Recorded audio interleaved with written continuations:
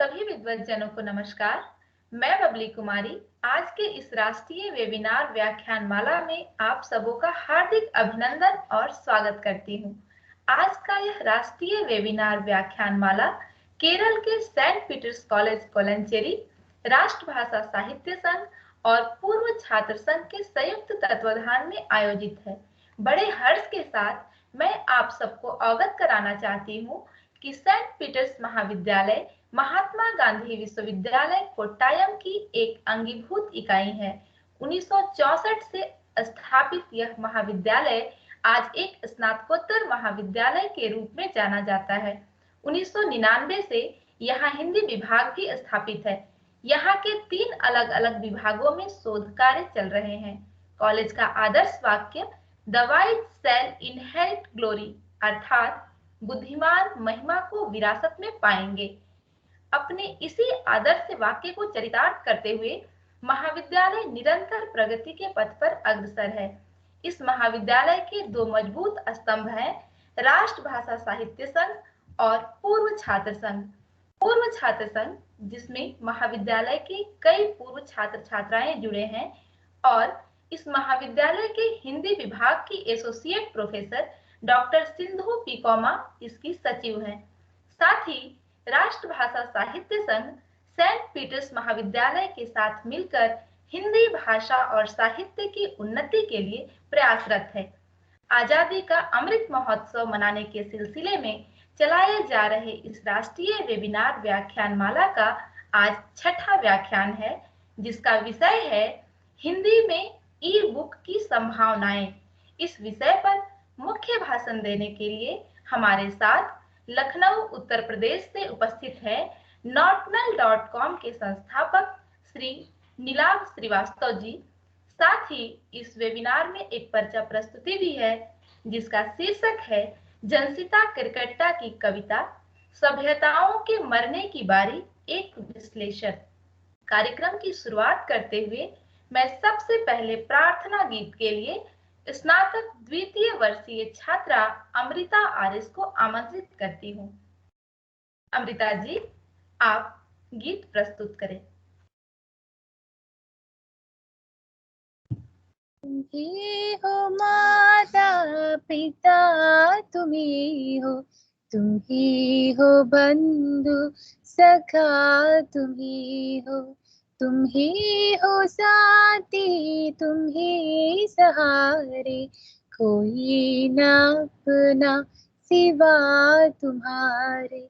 तुम ही हो नैया, तुम ही खिवैया, तुम ही हो बंधु सखा, तुम ही हो, जो खिल सके ना वो फूल हम है, तुम्हारी चरणों की धूल हम है।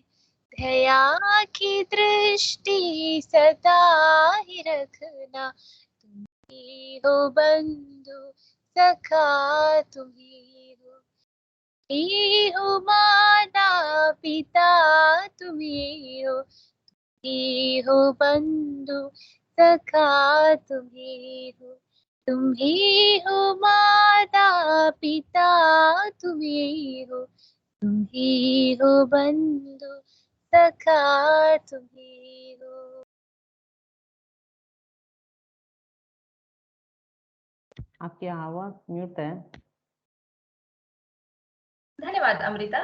अब मैं स्वागत भाषण के लिए सेंट पीटर्स कॉलेज कोलंचेरी के हिंदी विभाग की एसोसिएट प्रोफेसर और इस कार्यक्रम की संयोजिका डॉक्टर सिंधु टीआई मैम को आमंत्रित करती हूँ।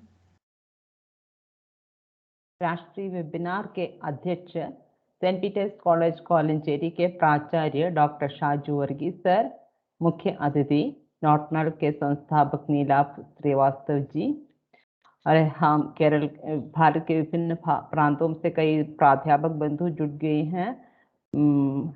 वहाँ श्री शंकराचार्य विश्वविद्यालय के हिंदी विभाग के अध्यक्ष डॉक्टर प्रोफेसर शांति नायर जी हैं, डॉक्टर हरमन हैं, और झारखंड से भारती जी हैं, और दूसरे विश्वविद्यालयों और महाविद्यालयों से कई लोग जुड़ गए हैं। कई प्राध्यापक बंधु हैं, शोध छात्र पूर्व छात्र संघ के सभी सदस्य, सभी को मेरा प्रणाम।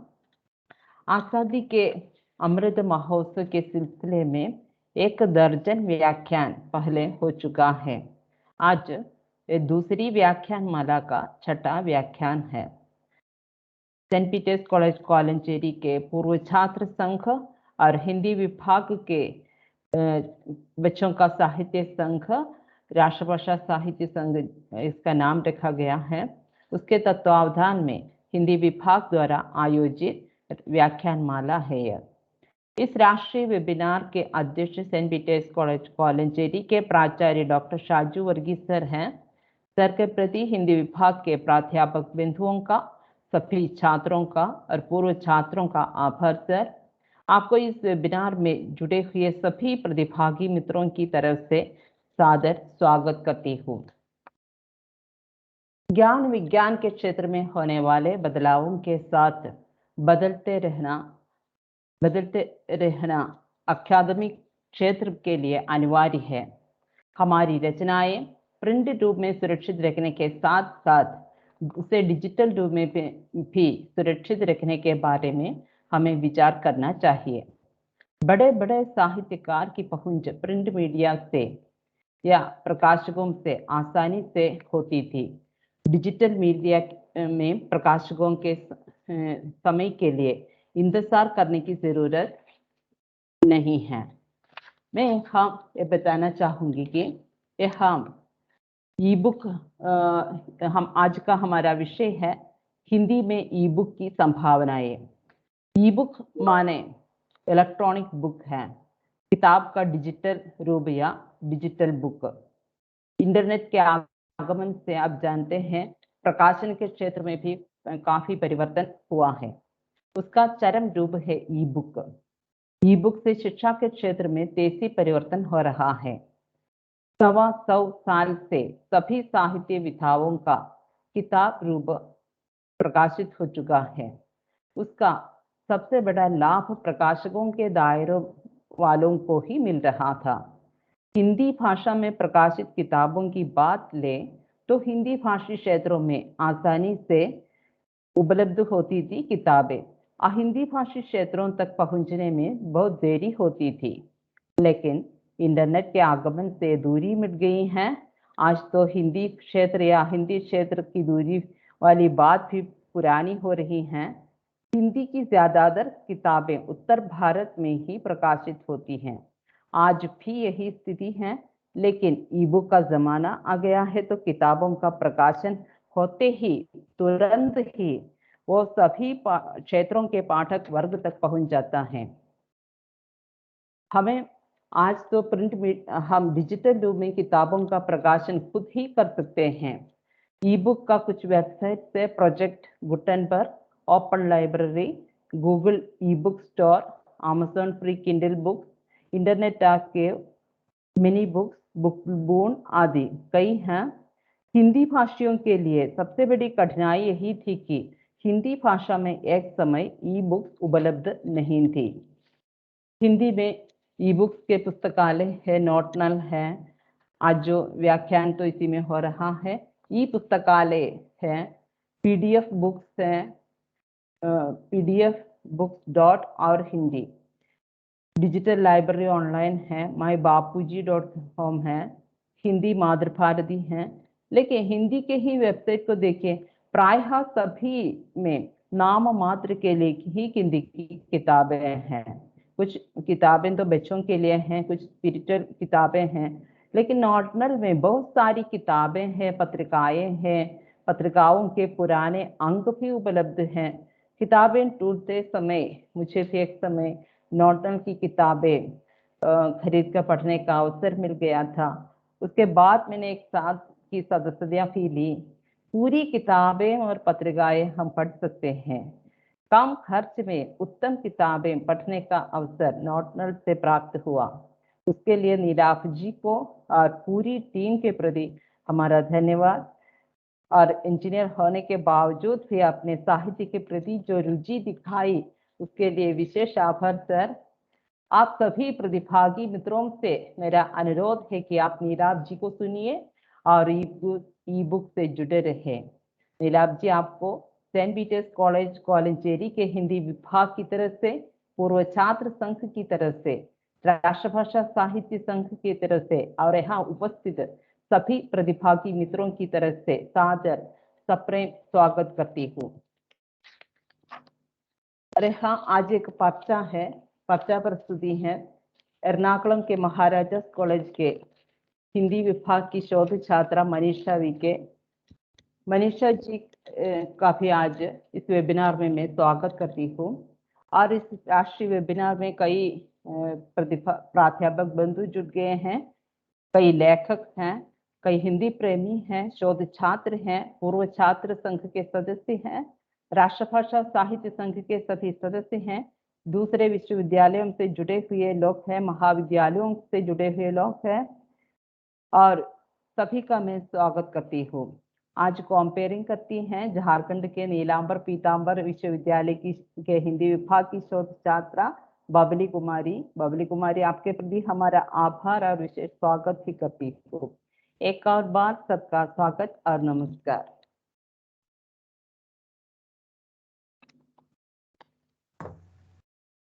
धन्यवाद मैम। अब मैं अध्यक्षीय भाषण के लिए सेंट पीटर्स कॉलेज कोलेंचेरी के प्राचार्य डॉक्टर साजू वर्गीस सर को आमंत्रित करती हूँ।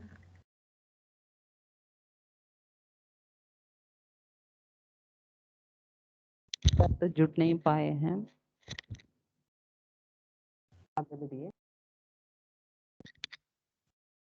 ओके, अब हम कार्यक्रम के केंद्र बिंदु पर पहुंच चुके हैं, जिसका विषय है हिंदी में ई बुक की संभावनाएं।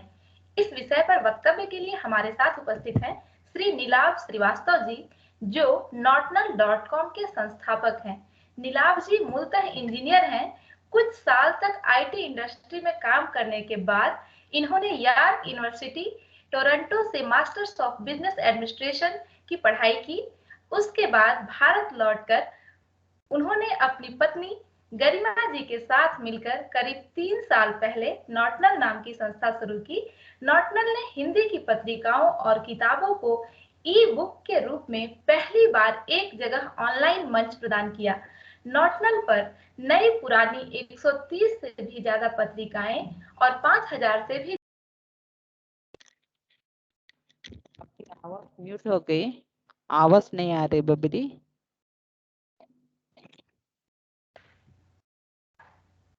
नीलाभ जी मूलतः इंजीनियर हैं। कुछ साल तक आईटी इंडस्ट्री में काम करने के बाद इन्होंने यॉर्क यूनिवर्सिटी टोरंटो से मास्टर ऑफ बिजनेस एडमिनिस्ट्रेशन की पढ़ाई की।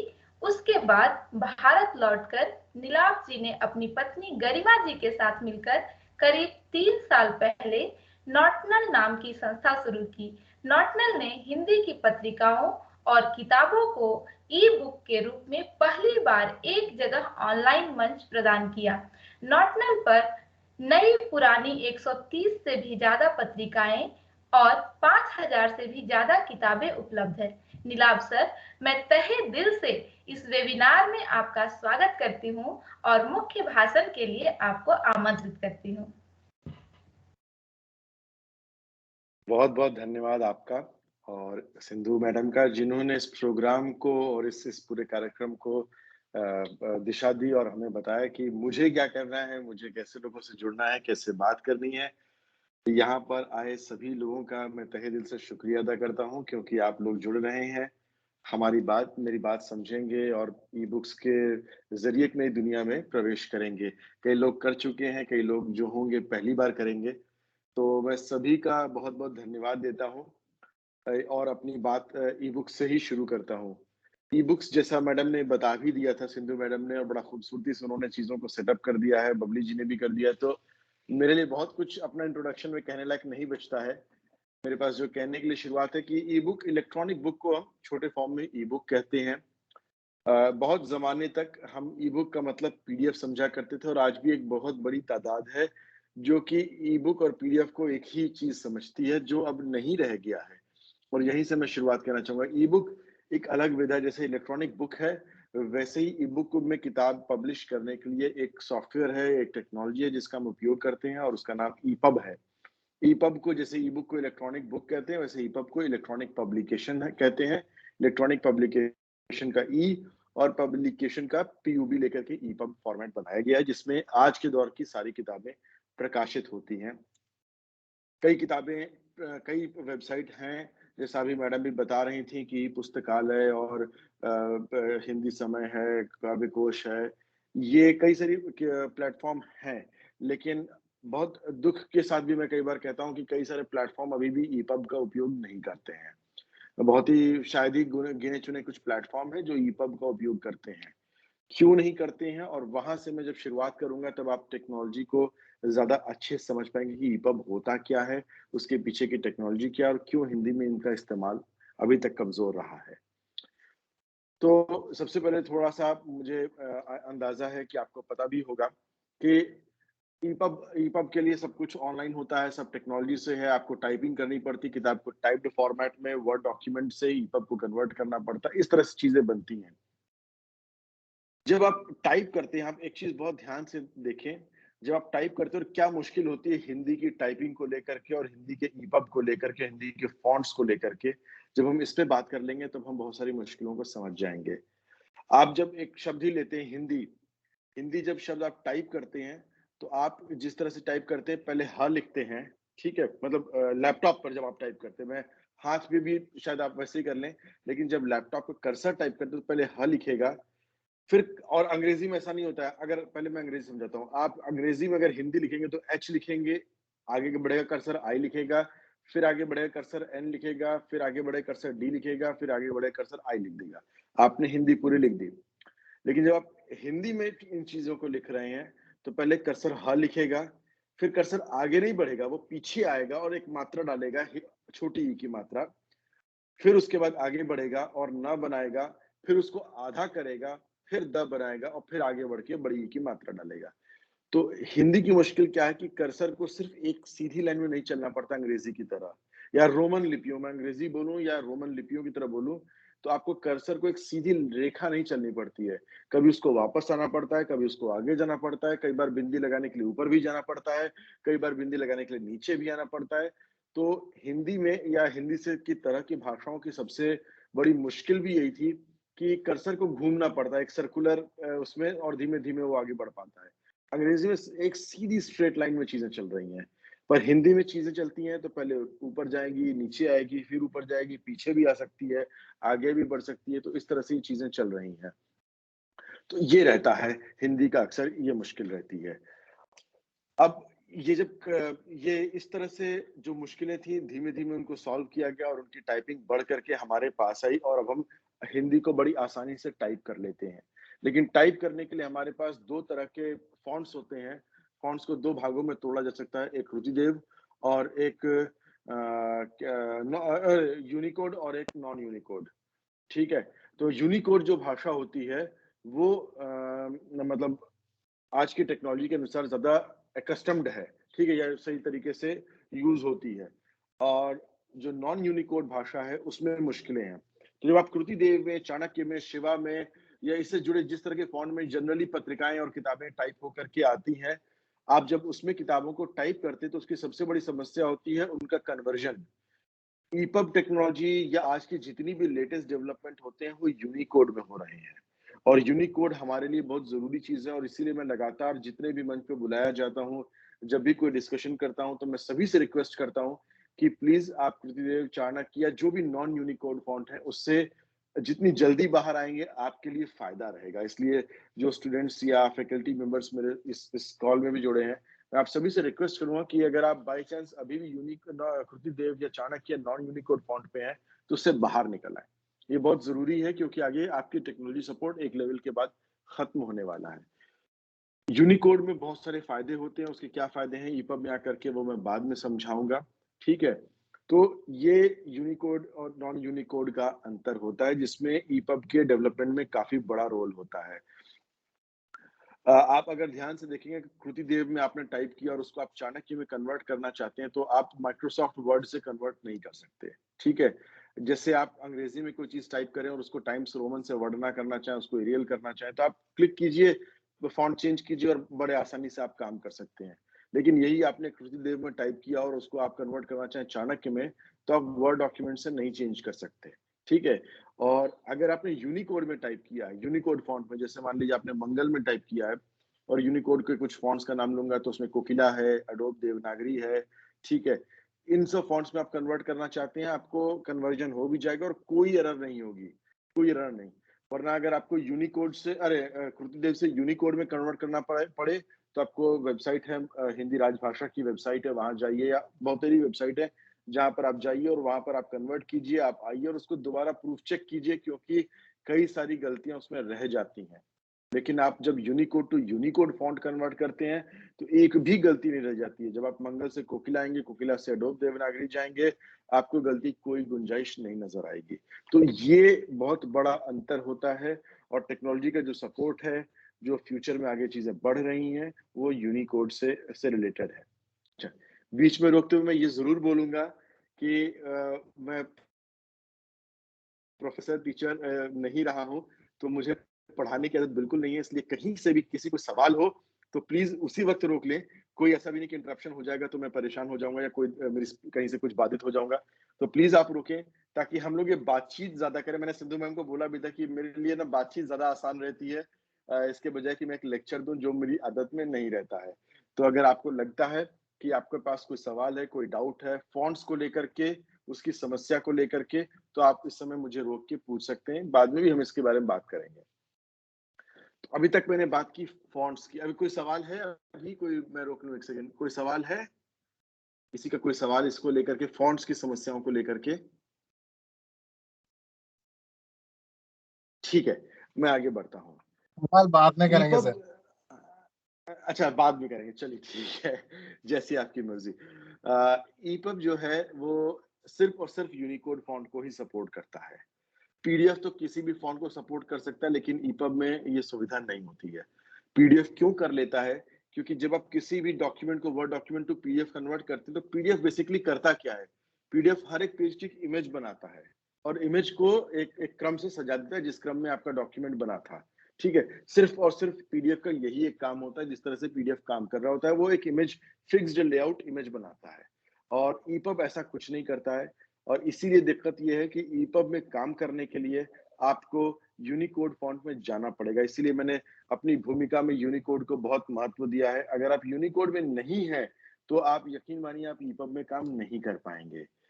ईपब ईपब में खास क्या होता है, इस पर बात कर लेते हैं थोड़ा सा। बात ये होती है और क्यों पीडीएफ से अलग होता है। आप अगर पीडीएफ पढ़ें अपने मोबाइल पर कई बार, तो आपको मोबाइल की स्क्रीन के अकॉर्डिंग ना थोड़ा सा जूम इन जूम आउट करना पड़ता है, थोड़ा एडजस्ट करना पड़ता है, फिर आगे बढ़ने के लिए फिर नीचे या ऊपर ऐसे करना पड़ता है। जबकि ईपब में ऐसा नहीं होता है। ईपब में अगर आपका स्क्रीन इतना बड़ा है तो वो सारे किताब इस स्क्रीन के अकॉर्डिंग एडजस्ट कर जाएगी और आपको जूम इन जूम आउट नहीं करना पड़ेगा। आपका स्क्रीन इतना बड़ा है तो वो इतने बड़े साइज में एडजस्ट कर जाएगी। जो आपका स्क्रीन साइज है, किताब उसी स्टाइल में एडजस्ट कर जाएगी और आपको जूम इन जूम आउट करने की कोई जरूरत नहीं पड़ेगी। ये सब, जैसे आपने, अगर यहाँ पर बहुत लोग होंगे किंडल का उपयोग किया होगा या किंडल अपने मोबाइल ऐप से पढ़ा होगा या किंडल टैबलेट लेके पढ़ा होगा, वो ये जान जाएंगे कि सारी किताबें मोबाइल ऑप्टिमाइज्ड रहती हैं और यही सबसे बड़ी जो डिफरेंस है वो किंडल का है, अरे ई बुक का है और ईपब का है और पीडीएफ का है। जो सबसे बड़ा डिफरेंस ये रहता है। बाकी टेक्नोलॉजी में और कई सारे फायदे हैं ईपब में जाते हुए, उस पर भी बात करेंगे। अब दूसरी चीज ये रहती, जब हम ईपब में चीजों को ले जाते हैं और ईपब में डेवलप कर रहे होते हैं, तो वो मोबाइल ऑप्टिमाइजेशन जो टेक्निक है, जो स्क्रीन साइज है, उसमें बहुत बड़ा फायदा देती है। क्योंकि अगर आपका मोबाइल स्क्रीन साइज बड़ा हो रहा है और आपको किताबों को बड़े लैपटॉप पे पढ़ना है, तो वो हमें एडजस्ट करने में बहुत बड़ा फायदा देगी। ईपब टेक्नोलॉजी एक ओपन सोर्स टेक्नोलॉजी, ऐसा कुछ नहीं है कि मैं उपयोग कर सकता हूं, मैंने कुछ लाइसेंस खरीदा और आप उपयोग नहीं कर सकते। ईपब एक ओपन सोर्स टेक्नोलॉजी है। जब हम शब्द ओपन सोर्स टेक्नोलॉजी का उपयोग करते हैं तो इसका मतलब ये होता है कि ईपब को यूज करने के लिए कोई पैसे किसी को नहीं देने पड़ते। ईपब एक फ्री है। आप जाइए ऑनलाइन और ईपब को डाउनलोड कीजिए। अगर आज आपके पास एप्पल है तो आई बुक्स भी जो है वो ईपब टेक्नोलॉजी को ही सपोर्ट कर रहा होता है। तो ईपब एक फ्री टेक्नोलॉजी है। इस फ्री टेक्नोलॉजी का सभी उपयोग करते हैं। नॉटनल करता है, किंडल करता है, एप्पल करता है आई बुक्स के लिए, गूगल बुक्स करता है, ठीक है, ये सभी लोग ईपब का उपयोग करते हैं, लेकिन अपनी अपनी तरह से। मुझे कोई चीज़ फ्री मिलती है, जैसे मान लीजिए मुझे एक कोई चीज़ फ्री मिली, उसको मैंने उठाया, घर लाई चीज़ों को और उसको फिर सुंदर से तराशा, बढ़िया बनाया और फिर अपने ड्राइंग रूम में लगा दिया और वो खूबसूरत सा दिखने लगा। यही हाल ईपब का एक फ्री टेक्नोलॉजी है, आप लाइए, उसके बाद सारी कंपनियाँ अपने-अपने तरीके से उस पर सिक्योरिटी की लेयर ऐड करती हैं। जैसे नॉर्टन से कोई किताब गलत तरीके से ना पढ़ ले, बिना पैसे दिए ना पढ़ ले या फिर किसी को पास ऑन ना कर दे फ्री में, उसको उसके डाउनलोडेबल फॉर्मेट्स ठीक से ना मतलब बने रहें। तो इस चीज़ों को लेकर के क्या करते हैं कि हम लोग अपनी सिक्योरिटी की लेयर्स को ऐड करते हैं ताकि उसको अगर कोई हैक भी कर लिया, बाय एनी चांस अगर किताबें मैं आपको कल को 5000 किताबों की ईपब मिल भी गए, तो आप उसको खोल ही नहीं पाएँगे जब तक कि आपके पास नॉटनल का ऐप या नॉटनल का प्लेटफ़ॉर्म नहीं होगा। और ये नॉटनल ही नहीं, लगभग दुनिया की हर ईपब जो प्लेटफ़ॉर्म्स हैं वो करते हैं। आप गूगल बुक्स को उठा लें और उनके ईपब को ले लें, तो अगर उन्होंने अपनी सिक्योरिटी अच्छी रखी है, तो आप बड़ी आसानी से उसको नहीं खोल पाएँगे, आपको बहुत मेहनत मशक्कत करनी पड़ेगी और शायद आप ना भी कर पाएँ। तो ये एक बहुत बड़ा गैप होता है ईपब का, और पीडीएफ का। पीडीएफ तो आप कहीं से भी डाउनलोड कर लीजिए, अगर उसका पासवर्ड प्रोटेक्टेड नहीं है, आप ओपन कर सकते हैं, कोई दिक्कत नहीं है। आप एडोब का एक सॉफ्टवेयर चाहिए होता है, लेकिन ईपब अगर आपको मिल भी जाएगा, तो वो जैसे किंडल जो है डॉट मोबी फॉर्मेट यूज़ करता है, एमओबीआई, डॉट मोबी फॉर्मेट यूज़ करेगा। Generally EPUB dot EPUB format में होता है। जैसे मैंने कोई डॉक्यूमेंट बनाया 123 डॉट डी डॉक्स डॉकएक्स, उसको ईपब में कन्वर्ट किया, तो वो ईपब फॉर्मेट जो आता है 123 डॉट ईपब दे देता है। लेकिन जब उसको किंडल पे ले जाते हैं तो डॉट मोबी फॉर्मेट यूज करते हैं, एमओबीआई। इस तरह से हर कंपनियां अपना अपना एक एक्सटेंशन बदलती हैं। वो इसलिए क्योंकि वो उस पर एक सिक्योरिटी की लेयर लगा देती हैं ताकि उनका मिसयूज किसी के द्वारा ना हो सके। ये ईपब की खास बात होती है। यहां तक कोई सवाल, कोई बातचीत? ये सभी लोग आपने लास्ट में ही सवाल पूछेंगे। जी, अच्छा, वही हमारे ठीक है, लिए तो आसान। सभी लोग आसान रहेगा, ठीक है। मेरे लिए काफ़ी टफ़ है, लेकिन चलिए आप लोगों के लिए आसान रहेगा। मुझे लेक्चर देना बहुत कम आता है। ठीक है। जैसा कि अभी मैडम ने थोड़ी देर पहले भी कहा, कुछ वेबसाइट्स हैं, ई पुस्तकालय है, हिंदी समय है, गद्य कोश है, कविता कोश है। मैंने अभी पहले भी कहा था कि ये ईपब फॉर्मेट को यूज़ नहीं करती हैं। हिंदी में ज़्यादातर वेबसाइट्स ईपब फॉर्मेट को यूज़ नहीं करती हैं। कुछ ही वेबसाइट्स हैं, जगरनॉट एक वेबसाइट है, हालाँकि उन्होंने इधर बीच जो देख रहा हूँ मैं लगातार कि उन्होंने हिंदी कंटेंट को छापना बंद कर दिया है। ना के बराबर है उनका हिंदी कंटेंट। तो ये जगरनॉट हो गई, प्रतिलिपि काफ़ी फ़ेमस वेबसाइट है, बैंगलोर से चलने वाली कंपनी है। उनके पास अपना एक ईपब है, जो मुझे नज़र आता है, जिस हिसाब से मैं देख रहा हूँ उनका अपना एक ईपब है। इस तरह से कई वेबसाइट्स हैं जो अपने ईपब पर काम कर रही हैं, लेकिन वहीं दूसरी ओर हिंदी समय है, गद्य कोश है, कविता कोश है, ई-पुस्तकालय, ये ईपब पे काम नहीं करते हैं। ये पीडीएफ अपलोड कर देते हैं और आपको पीडीएफ को फ्रीली डाउनलोड करने की सुविधा भी देते हैं। ई-पुस्तक या बहुतेरी वेबसाइट्स। हिंदी की एक सबसे बड़ी दूसरी छोटी समस्या है, जो मेरे विषय से इधर बोलूँगा कि एक सबसे बड़ी समस्या है कि हिंदी में बहुतेरी सामग्रियाँ फ्री ऑफ कॉस्ट वेबसाइट्स पर उपलब्ध हैं। और ये मेरा अपना हमेशा से मानना है कि चूँकि लेखक की मेहनत इन्वॉल्व होती है, लेखक एक मेहनत करके अपनी किताबों को लिखता है, तो उसके लिए पैसे होने चाहिए, उसकी रॉयल्टी होनी चाहिए और वो रॉयल्टी रॉयल्टी आपकी खरीद से ही आ सकती है। इसलिए नॉटनल जैसे मैम ने बताया भी, हम अपनी चीज़ों के प्लेटफ़ॉर्म पर किताबों को फ्री नहीं रखते क्योंकि यहाँ से लेखकों को रॉयल्टी देने में हमारा बहुत ज़्यादा सी विश्वास है कि यहाँ से जो भी खरीदारी होगी उसके बारे में रॉयल्टी जाएगी। तो ये अलग-अलग प्लेटफ़ॉर्म्स हैं। इनमें सबसे बड़ा ईपब प्लेटफ़ॉर्म जो है वो किंडल ही है। बाकी ऐसे बहुत सारे वेबसाइट्स हैं जहाँ पर पीडीएफ अवेलेबल होते हैं। गुटेनबर्ग प्रोजेक्ट है, वहाँ पर भी बहुत लाखों किताबें अपलोड की गई हैं और worldarchive.com है जहाँ पर अगेन फिर से लाखों किताबें होंगी। लेकिन जो सबसे बढ़िया और सबसे बड़ा ईपब वाला प्लेटफ़ॉर्म है वो किंडल ही है। वहाँ पर भी लाखों किताबें हैं, लाखों की तादाद में किताबें हैं। लेकिन वो सब ईपब फॉर्मेट को सपोर्ट करते हुए हैं, जो कि फ्यूचरिस्टिक प्रोस्पेक्ट ही है। अदरवाइज़ इसका कोई फ्यूचर पीडीएफ का अभी तो फिलहाल नहीं है। अगर एडोब कुछ लेकर के आता है नया, तो हो सकता है। एडोब ने बीच में कोशिश की थी अपनी ईपब को डेवलप करने की और पीडीएफ को मोबाइल ऑप्टिमाइज करने की। लेकिन एडोब की सबसे बड़ी समस्या क्या हुई है कि वो अपने ईपब के लिए 40 लाख रुपए सालाना चार्ज करते हैं, जो कि किसी एक स्टार्टअप कंपनी, नॉटनल जैसी कंपनी के लिए नामुमकिन है कि वो 40 लाख रुपए सालाना सिर्फ और सिर्फ ईपब के लिए दे, जबकि ईपब फ्री ऑफ कॉस्ट है और उस पे हमें मेहनत चाहें तो मेहनत करके ला सकते हैं। ईपब से और क्या फायदे हैं, इस पर थोड़ी बात कर लेते हैं। ईपब से सबसे बड़ा फायदा ये होता है कि आप किताबों के बीच में सर्च कर सकते हैं।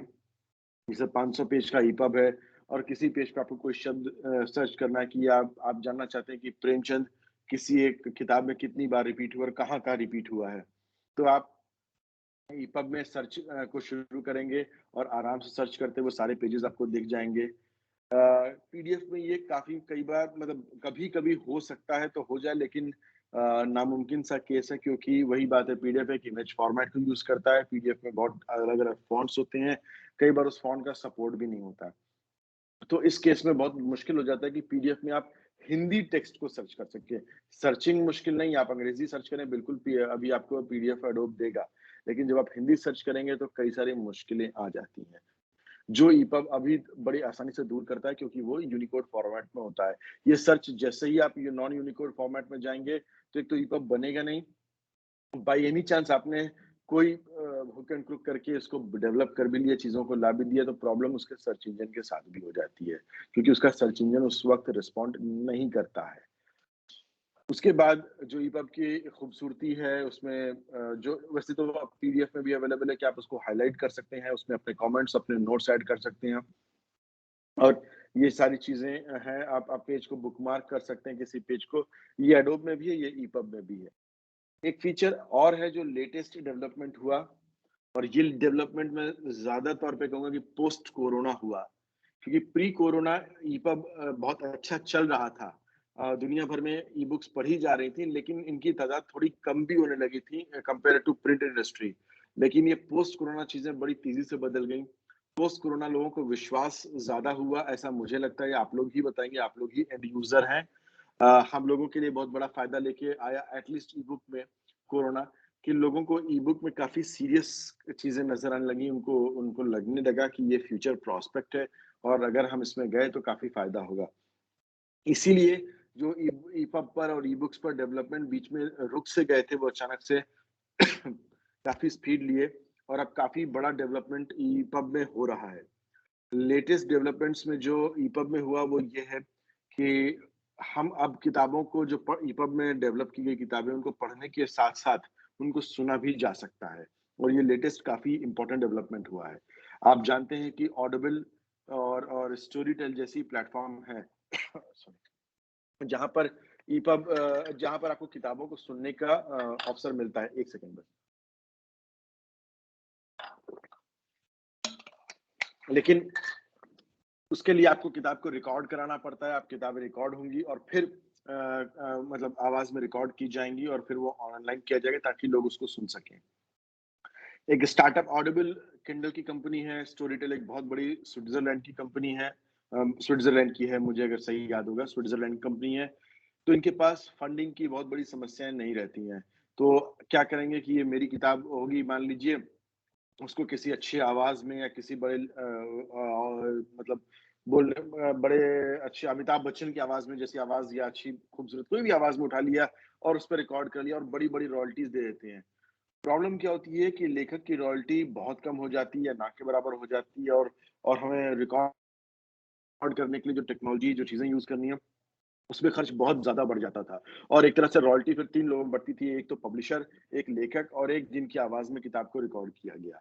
तो ये एक मुश्किल थी और बहुत लोग हमसे पूछ भी रहे थे कि लगातार कि क्या ये मुमकिन नहीं है कि अभी आपकी किताबों को सुना जा सके? लेकिन अब ये बिल्कुल मुमकिन है। और ये इस तरह से मुमकिन है कि हम लोग क्या करते हैं कि अब आपके मोबाइल पर, अगर आपके आईओएस मोबाइल है, एप्पल का मोबाइल है तो सिरी होता है, और अगर एंड्रॉयड मोबाइल है तो गूगल असिस्टेंट होता है। गूगल असिस्टेंट और सिरी का उपयोग करते हुए हम लोग ईपब और उनको जोड़ देते हैं। जोड़ इस तरह से देते हैं कि अगर आप मोबाइल पर एक ऑप्शन आएगा, अगर आप सेटिंग्स में जाएँगे तो टेक्स्ट टू स्पीच करके एक ऑप्शन आता है। जैसे आप टेक्स्ट टू स्पीच सेटिंग को ऑन कर दीजिए और आप हमारे नॉटनल के ऐप पर जाइए और आप उस किताब को सुनना चाहें, तो वो आपको आवाज सुनते हुए सुनाई देगी। मैं एक डेमो के लिए एक ऑडियो चला भी सकता हूँ कि वो किस तरह सुनाई देगी। इससे फायदा क्या होता है, रिकॉर्डिंग वॉइस से जो मुझे लगता है पर्सनली ज्यादा फायदा है, इसमें आप ये तय कर सकते हैं कि आपको मेल वॉइस में किताबों को सुनना है, फीमेल वॉइस में सुनना है। आपको बोलने वाले की जो किताब पढ़ रहा या पढ़ रही है, उसकी स्पीड अगर बहुत ज़्यादा है, तो आप चाहें तो उसको कम कर सकते हैं।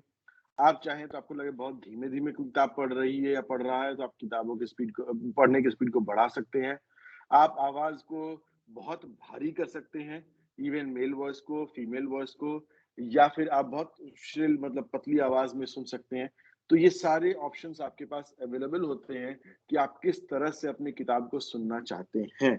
ये ऑप्शन मुझे लगता है कि एक बार वॉइस रिकॉर्ड हो गई, तो लगभग ना के बराबर हो जाते हैं। थोड़ा बहुत चेंजेस होते हैं, जो मुझे लगता है कि आप उसकी स्पीड को प्लस माइनस कर सकते हैं, वो भी कुछ हद तक।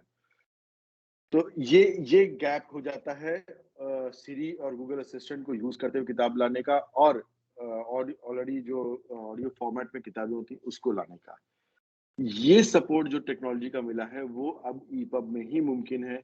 हालाँकि बहुत कोशिश की जा रही है पीडीएफ के लिए, लेकिन जैसा मैं पहले भी बोला, पीडीएफ की सबसे बड़ी मुश्किल उसके फ़ॉन्ट है और जब एक बार फ़ॉन्ट सपोर्ट नहीं है अभी भी पीडीएफ में, तो वहाँ पर किताबों को सुन पाना काफ़ी मुश्किल हो जाता है, इवन इफ कि वो किताबें यूनिकोड फ़ॉर्मेट में हों। और यही यही सब एडवांटेज हैं जो कि ईपब पीडीएफ के ऊपर रखता है और जिसकी वजह से आजकल लेटेस्ट जितनी भी प्लेटफ़ॉर्म्स आ रहे हैं, वो ईपब को ही सपोर्ट कर रहे हैं, इसके बजाय कि वो पीडीएफ की तरफ मुड़े। मुझे लगता है कि काफ़ी अच्छा खासा बातचीत हो चुकी है और अगर बीच में कोई सवाल आए तो मुझे काफ़ी आसान रहेगा कि बातों को आगे बढ़ाने के लिए। आखिर तक वेट करने के बजाय कोई सवाल हो तो बेहतर रहेगा।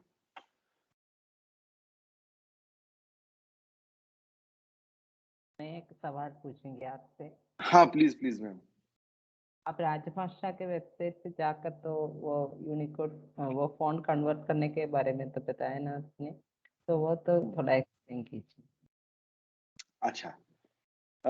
आप अगर गूगल पे जाएँ और कृति देव में कोई किताब आपको टाइप्ड फॉर्मेट में है और आप उसको कन्वर्ट करना चाहती हैं कि यूनिकोड में आ जाए, तो आप गूगल पर जाएँ और टाइप करें कि कृतिदेव टू यूनिकोड कन्वर्टर, तो आपको दर्जनों वेबसाइट मिल जाती है, जिसमें एक राजभाषा की वेबसाइट है, जो भारत सरकार द्वारा वो डेवलप की गई थी।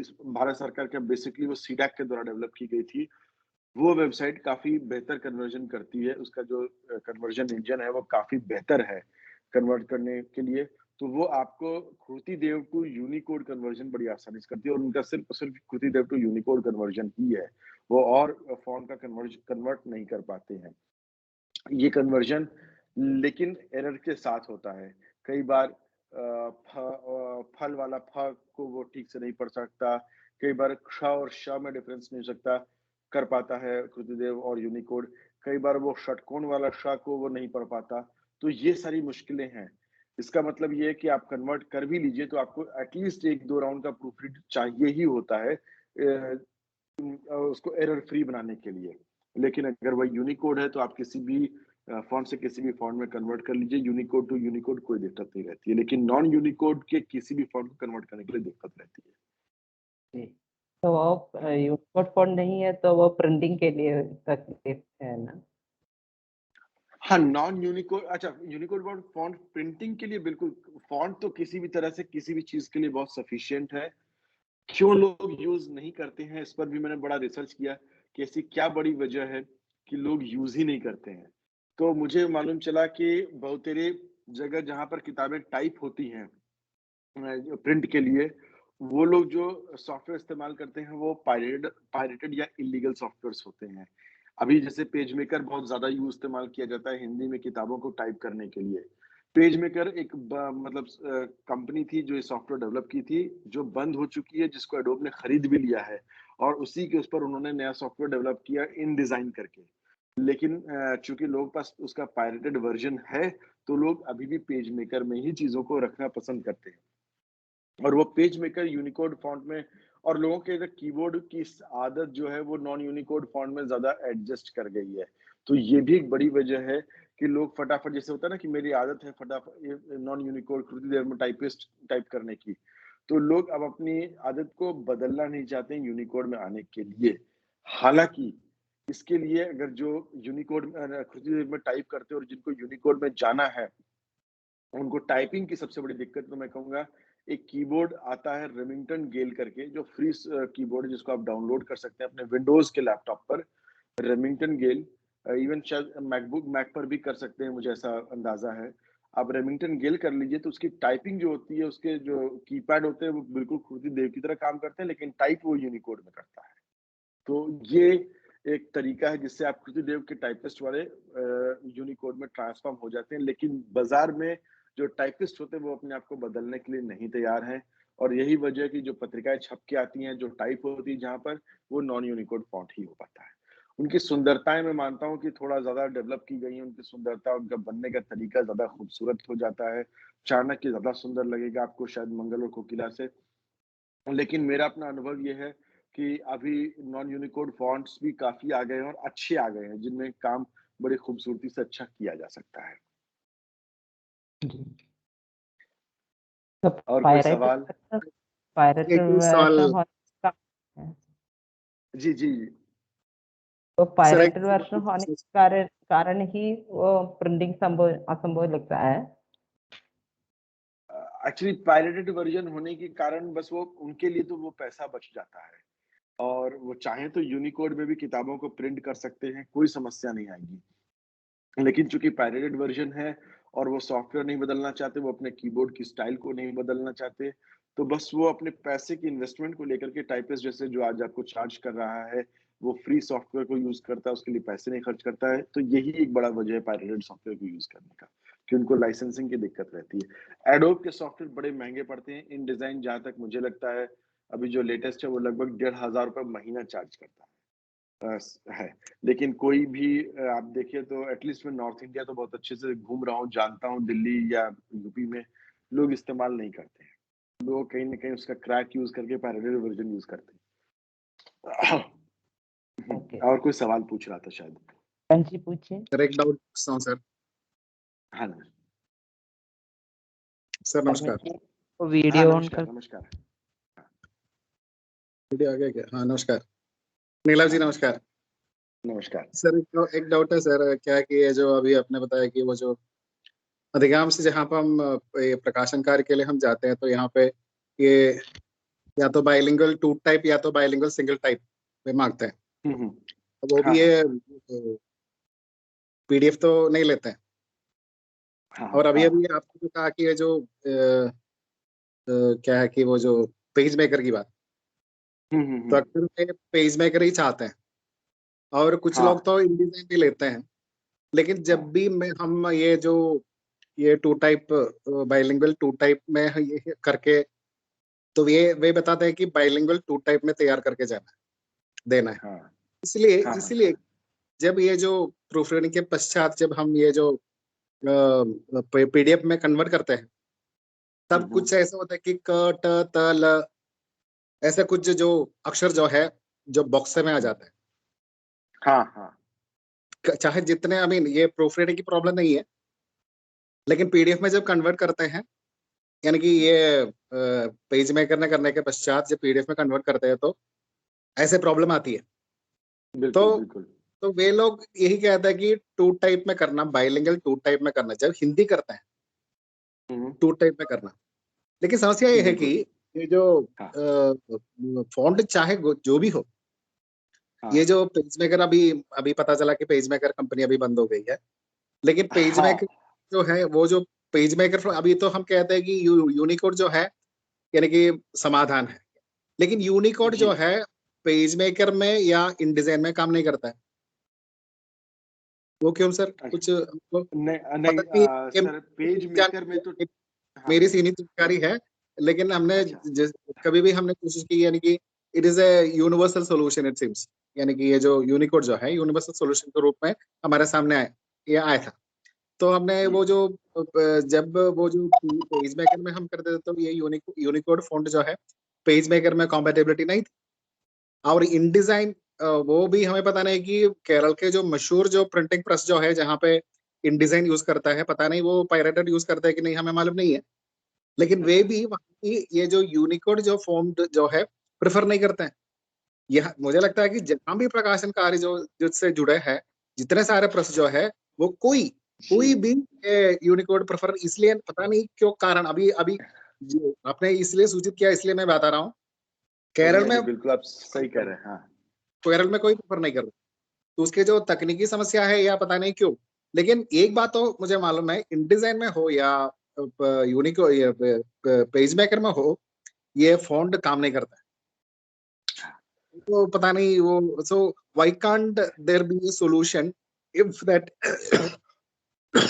Unicode gets works in these both platforms, either PageMaker or design, that will be fine, well and good. लेकिन वही ना हो रहा, हो नहीं पा रहा है। नहीं, मैं इसका इसके बारे में थोड़ा सा हाँ बताता हूँ। आप बिल्कुल सही कह रहे हैं। जैसा मैंने कहा, पेज मेकर बंद हुए कई साल क्या, तो शायद ऑलमोस्ट डिकेड हो गया है। तो एक 10 साल का बहुत बड़ा गैप है पेज मेकर को बंद हुए, शायद उससे भी ज्यादा है। मुझे एग्जैक्टली याद नहीं कि कब एडोब ने पेज मेकर को परचेज किया था। वो आप गूगल कर लेंगे तो बिल्कुल मिल जाएगा। पेज मेकर जब आया था और जब चीजें पेज मेकर में काफी चीज चलने लगी थी, तब तक यूनिकोड जो फॉन्ट थे वो सिस्टम में डेवलप किए ही नहीं गए थे। तो सबसे बड़ी समस्या पेज मेकर के साथ थी और उनका सपोर्ट इसलिए खराब था, और अभी भी नहीं है, कि पेज मेकर कंपनी बंद हो गई। जब तक यूनिकोड आता, पेज मेकर बंद हो चुकी थी। तो अभी ये सबसे बड़ा गैप है इन डिजाइन में। जो मैं देख रहा हूँ एटलीस्ट लेटेस्ट में, हो सकता है कि ये पता करना पड़ेगा आपके यहाँ जो प्रकाशक है, जो बड़े प्रकाशक है, उनके पास कौन सा सॉफ्टवेयर है। लेकिन लेटेस्ट इन डिजाइन सॉफ्टवेयर यूनिकोड को पूरी तरह से सपोर्ट करता है। हम भी कई बार चीजों को इन डिजाइन में टाइप करके लोगों को भेज देते हैं जब उनको 1-8 पेज 2 पेज जरूरी होते हैं। तो मैं ये मतलब बिना किसी मुश्किल के क्लेम कर सकता हूँ कि इन डिजाइन में लेटेस्ट इन डिजाइन में मुझे पुराने इश्यूज का नहीं अंदाजा है। और हर किस साल, क्योंकि इन डिजाइन को भी आए हुए कई साल हो गए, एटलीस्ट 12-15 साल तो मैं जान रहा हूँ कि हो चुके हैं। तो उनकी कौन से वर्जन में कहाँ से सपोर्ट शुरू हुआ, ये मुझे एक बार देखना पड़ेगा। लेकिन लेटेस्ट वर्जन में यूनिकोड सपोर्ट है। तो अगर वो लेटेस्ट वर्जन यूज कर रहे हैं तो ये बिल्कुल होगा। आपकी समस्या पेज मेकर है तो वो बिल्कुल रहेगी, क्योंकि पेज मेकर अब सॉफ्टवेयर का डेवलपमेंट का हिस्सा रह ही नहीं गया, तो वो यूनिकोड को सपोर्ट दे नहीं रहा है। एडोब चूंकि वो पेज मेकर खरीद कर ही उसने इन डिजाइन को बनाया है। जो इन डिजाइन आज काम करता है, उसका जो बेसिक टेक्नोलॉजी, जो पीछे काम जो इंजन है, वो पेज मेकर ही है। उस पर उसने खूबसूरती से चीजों को ऐड करते हुए इन डिजाइन क्रिएट किया। तो अब पेज मेकर में डेवलपमेंट की कोई संभावना नहीं है, वो खत्म हो गया सॉफ्टवेयर, इसलिए वहां पर अब यूनिकोड के सपोर्ट को हम नहीं पा पाएंगे।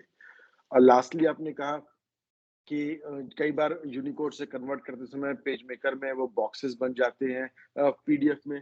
तो ये एक समस्या जनरली तब आती है जब आपका पीडीएफ और पेज मेकर दोनों में से किसी एक में उस फॉन्ट का प्रॉपर सपोर्ट एम्बेडेड नहीं किया गया है। जैसे मान लीजिए कई बार क्या होता है कि आप कृतिदेव 10 या 010 आपने इंस्टॉल किया है, लेकिन उसका रेगुलर फॉन्ट इंस्टॉल किया, और आप जब कन्वर्ट कर रहे हैं पीडीएफ में तो आपने उसको उसमें कई जगह बोल्ड इस्तेमाल भी किया है। तो बोल्ड को कन्वर्ट नहीं कर पाए क्योंकि कृतिदेव 10 का बोल्ड फॉन्ट आपके या तो पीडीएफ के लिए इंस्टॉल नहीं है या फिर पेज मेकर के लिए इंस्टॉल नहीं है। तो वहां पर वो बॉक्सेस बनाता है, और ये जनरली हो जाता है क्योंकि उसमें उसको वो फॉन्ट समझ ही में नहीं आते हैं, या किसी और फॉन्ट में थोड़ा सा भी चेंजेस हो कई बार नहीं समझ में आते हैं। तो ऐसा आपको लगता है कि फॉन्ट मेरे सिस्टम में पेज मेकर में तो दिख रहा है, लेकिन जैसे आप एडोब कन्वर्ट करते हैं, एडोब कहता है कि ये फॉन्ट तो मैं जानता ही नहीं क्योंकि मेरे पास तो कृतिदेव 10 का बोल्ड वर्जन इंस्टॉल नहीं है। तो वो बोल्ड को सिर्फ अजीबोगरीब कैरेक्टर्स और बॉक्सेस में क्रिएट कर देता है। तो ये एडोब का सर्च इंजन इस तरह से काम करता है। उम्मीद है कि मैंने आपके सवाल का सही जवाब दे दिया होगा, और नहीं तो आगे भी हम डिस्कशन कर सकते हैं, या और कोई सवाल हो तो जरूर बात। आपने सही जवाब दिया, लेकिन ये है ना, जब हम ये लेके जाते हैं तो कुछ वे लोग कुछ करामत करके उसे कन्वर्ट करके वो इन डिजाइन में ये तो है वे यूनिकोड प्रेफर नहीं करते। ये सही कह रहे हैं। कन्वर्जन में बहुत सारी PageMaker to InDesign conversion में बहुत सारी मुश्किलें आती हैं। लेटेस्ट वर्जन में तो और मुश्किल आ चुकी, क्योंकि ये लोग मान चुके पेज मेकर खत्म हो गया, लेकिन हिंदुस्तान से पेज मेकर कभी अभी तक खत्म नहीं हुआ है। प्रिंटिंग इंडस्ट्री का एक बहुत बड़ा हिस्सा, लास्ट में नंबर्स तो आपने मुझे नहीं मालूम है। लास्ट में आपने जो कहा ना, जो ये जो शायद वो जो बोल्ड ना होने की वजह से, लेकिन है ना, हाँ ये जो है हमने वो जो सारे के सारे फॉन्ट्स उसमें सिस्टम में अपलोड करने के पश्चात जब हम ट्राई करते हैं, तो तब ये पीडीएफ में कन्वर्ट करने पर ये वो जो एक शाश्वत समस्या की तरह हमें सामने आ रही है, वो चाहे जितने जी। सारे सारे के सारे फोन अपलोड करने के बावजूद जब हम अच्छा कन्वर्ट कर, ये 5 अक्षर जो है बॉक्स में ही दिखता है। अच्छा, तो मैं ये 10 साल मैं 10 साल पुरानी बात कर रहा हूँ। मैं जब अच्छा इसरो में काम कर रहा था, जब हम अच्छा, अरे वाह, आप समझ सकते हैं, यानी कि जब किस ढंग से हम काम करते होते, जी तो जी, वहां पे जब हम, यानी कि स्पेस वो जो ये जो लॉन्च के पश्चात जब लॉन्च कैंपेन जो न्यूज़लेटर हम बनाते हैं, उससे संबंधित हाँ, समस्या मैं बता रहा हूँ। तो यानी कि ओहो, इससे जुड़कर बहुत सारे लोग, यानी कि हमने we have tried I mean technologically that level best to solve that हाँ, problem, uploading all those fonts available. Still, when these documents are converted to PDF, that problem persists even after okay. that. तो ये इसलिए मैं कह रहा हूँ कि ये समस्या जो है पता नहीं वो हल नहीं कर पाया था। ये यूनिकोड नहीं, बहुत मुश्किल होती है। सामने वो ये प्रॉब्लम समस्या को हल नहीं कर पा रहा था। जी, thank you sir, thank you so लेकिन मच। ये थैंक यू, बहुत अच्छा लगा ये डिस्कशन करके। लेकिन हाँ, ये फिर भी मैं कहूँगा, अभी भी मैं जानता हूँ कि प्रिंट इंडस्ट्री वाले नॉन यूनिकोड फ़ॉन्ट को प्रेफ़र करते हैं, लेकिन आप सभी के लिए और स्टूडेंट्स के लिए मैं यही कहूँगा कि आप यूनिकोड फ़ॉन्ट पे अपने अपने सिस्टम का या अपने हाथ की टाइपिंग को सेट कर लें, क्योंकि फ्यूचर उधर ही जा रहा है। आ आज नहीं तो सही कुछ समय बाद लोगों को या तो ई-बुक पर पूरी तरह से कन्वर्ट होना पड़ेगा, या फिर वो प्रिंट इंडस्ट्री वाले भी इस फ़ॉन्ट को इस्तेमाल करना शुरू कर लेंगे, उनके लिए ज़्यादा आसान हो जाएगा। तो एट लीस्ट मैं अभी ये ज़रूर कहूँगा कि आप फ़ॉन्ट्स के में यूनिकोड पर स्विच कर लें, तो बहुत फ़ायदा रहेगा। ठीक है और सर, कोई ठीक है। सवाल है? और कोई शुक्रिया एक सर। सवाल है, लास्ट में पूछूंगा सर, लास्ट में पूछूंगा। अच्छा ठीक है। बिल्कुल। और कोई सवाल? जी मेरा नाम हेलेन। जी मैं आपसे ये चाहती हूँ कि ये मेरा एक सवाल है कि ई पब्लिकेशन में हम किन-किन बातों पर ध्यान रखना है ई पब्लिकेशन में? किन-किन बातों का मतलब देखिए, ई पब्लिकेशन में कोई मुश्किल की बात नहीं है। जैसे आप किसी किताब को टाइप या किसी भी चीज़ों को वर्ड डॉक्यूमेंट में टाइप करती हैं, आप बिल्कुल वैसे ही टाइप कीजिए। ईपब ऑटोमैटिकली एक सॉफ्टवेयर है जो कि डॉकएक्स फाइल को भी ईपब में कन्वर्ट कर देता है, और आपको कोई मुश्किल की समस्या नहीं होती है। जब आप टाइप कर रही हैं तो बस यही ध्यान रखना है कि आपको फ़ॉन्ट जो है टाइपिंग के, वो यूनिकोड में रखने हैं, ताकि आपको वो जो कन्वर्जन है, चूँकि सबसे बड़ी मुश्किल ही इकलौती रहती है फ़ॉन्ट्स को लेकर के हिंदी में। तो फ़ॉन्ट अगर यूनिकोड है तो कन्वर्जन में कभी दिक्कत नहीं आती है। आप चाहे बीच में इमेजेस यूज़ कर रही हो, या बोल्ड है, इटैलिक्स है, अंडरलाइन है, या जितने भी वर्ड डॉक्यूमेंट के जितने भी सिस्टम हैं, आप जिनको भी ये रेफरेंसेस हैं, जो क्योंकि कई लोग पीएचडी से जुड़े हैं तो उनके लिए भी ये सवाल ज़रूरी रहता है कि रेफरेंसेस देने पड़ते हैं। आप रेफरेंसेस भी दे देंगी तो कोई मुश्किल नहीं है, वो रेफरेंसेस को भी उसी हिसाब से एडजस्ट कर लेगा ईपब। लेकिन बस एक ही चीज़ वो बिल्कुल नहीं समझ पाता, वो है फ़ॉन्ट जो नॉन यूनिकोड में हो तो। ठीक है सर, ठीक है। जी, थैंक यू। शुक्रिया, शुक्रिया। और कोई सवाल है? ठीक है, थोड़ा-सा चीज़ों को और भी आगे बढ़ाता हूँ, क्योंकि आखिर में भी कई सारे सवाल आ सकते हैं। थोड़ी बात मैं नॉटनल के प्लेटफ़ॉर्म की करता हूँ कि हम लोग कैसे काम करते हैं, हम लोग क्या कर सकते हैं। सिंधु मैम तो हमारे लिए पुरानी यूज़र हैं, उन्होंने इस्तेमाल भी किया हुआ है और उन्होंने बताया भी है, तो उनका तो शुक्रिया है, वो हमारी कमियाँ भी बता सकती हैं, वो हमारी अच्छाइयाँ तो बताई ही हैं, कमियाँ भी हैं, और मैं ये नहीं मानता कि नॉटनल पे किसी भी प्लेटफ़ॉर्म पे अपनी कमियाँ भी होती हैं, और कमियाँ हमारे पास भी हैं। तो उस पर भी बातचीत हो सकती है कमियों पर, लेकिन अच्छाइयों पर भी। हम किताबों को आपसे यूनिकोड फ़ॉन्ट में ही प्रेफ़र करते हैं। अगर आप हमें यूनिकोड फ़ॉन्ट में किताबें देंगे, तो हमारे लिए कन्वर्ट करके उसको ऑनलाइन करना सबसे आसान रहता है, क्योंकि फिर हमें ईपब में के लिए फ़ॉन्ट को कन्वर्ट करने या टाइप करने की ज़रूरत नहीं रह जाती है। लेकिन अगर किताबें हमें नॉन यूनिकोड फ़ॉन्ट में मिलती हैं, तो फिर हमें एक्स्ट्रा मेहनत करनी पड़ती है किताबों को यूनिकोड में कन्वर्ट करने की।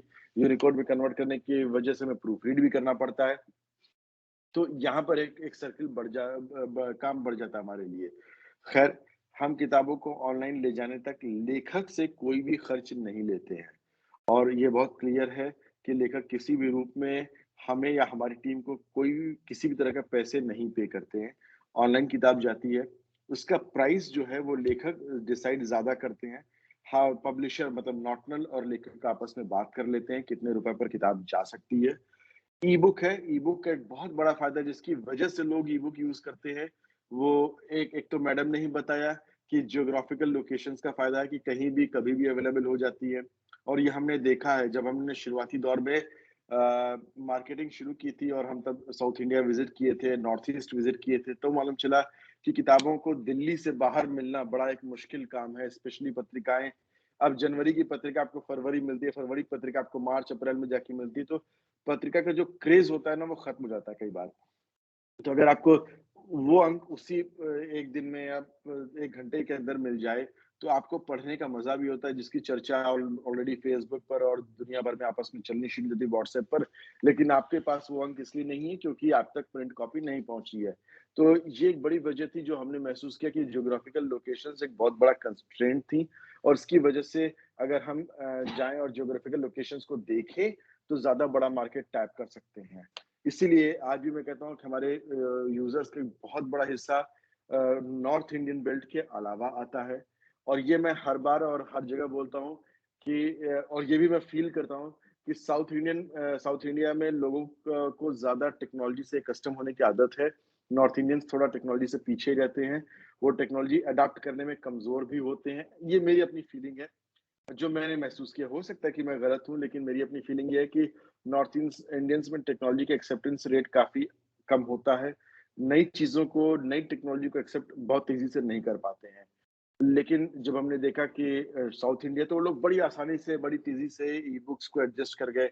शुरुआती दौर में ई-बुक पर एडजस्ट करना नॉर्थ इंडियंस के लिए मुश्किल था, लेकिन साउथ में या नॉर्थ ईस्ट में भी मुश्किल था। लेकिन साउथ में सबसे आसानी से मुझे कभी मुश्किलें महसूस नहीं हुई साउथ में किसी को टेक्नोलॉजी समझाते हुए। तो खैर एक एक सबसे बड़ा फ़ायदा ईपब का या ई-बुक्स का हमारे लिए ये है कि उसकी रीच जो है वो ज्योग्राफिकल बाउंड्रीज़ के बाहर चली जाती है। आप साउथ इंडिया में बैठे हो, आप नॉर्थ ईस्ट में बैठे हो, नॉर्थ इंडिया में किसी भी गाँव में बैठे हो और आप दुनिया के किसी भी कोने में बैठे हो, आप अमेरिका में हैं, कनाडा में हैं, यूरोप में हैं, कहीं भी हैं, बस आपको एक इंटरनेट चाहिए, आप परचेज़ कीजिए किताब को और पढ़ सकते हैं। इंटरनेशनली भी किताबों को डॉलर्स में खरीद के, यूरो में खरीद के पढ़ा जा सकता है और कोई दिक्कत नहीं रहती है हमारे प्लेटफ़ॉर्म से खरीदने को लेकर के। तो वही और इसकी दूसरी जो फ़ायदा मैंने बताया कि प्राइसिंग का, जो किताबें 500-600 रुपए में प्रिंट में मिलेंगी, वो क किताबें अमूमन हम लोग ₹60, ₹70, ₹80 में ऑनलाइन कर देते हैं।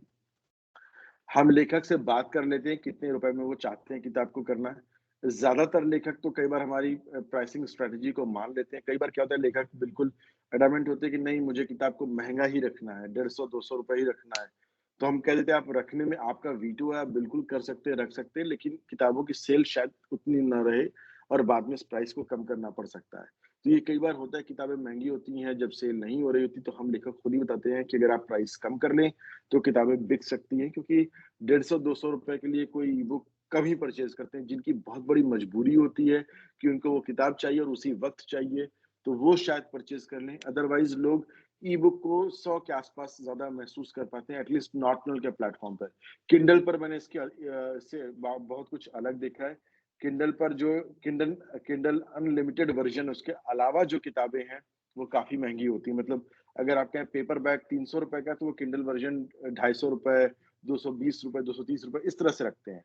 तो ये काफ़ी बड़ा अंतर है, वो किताबों को महँगा रख लेते हैं, शायद उनकी किताबें खरीदी भी जाती होंगी।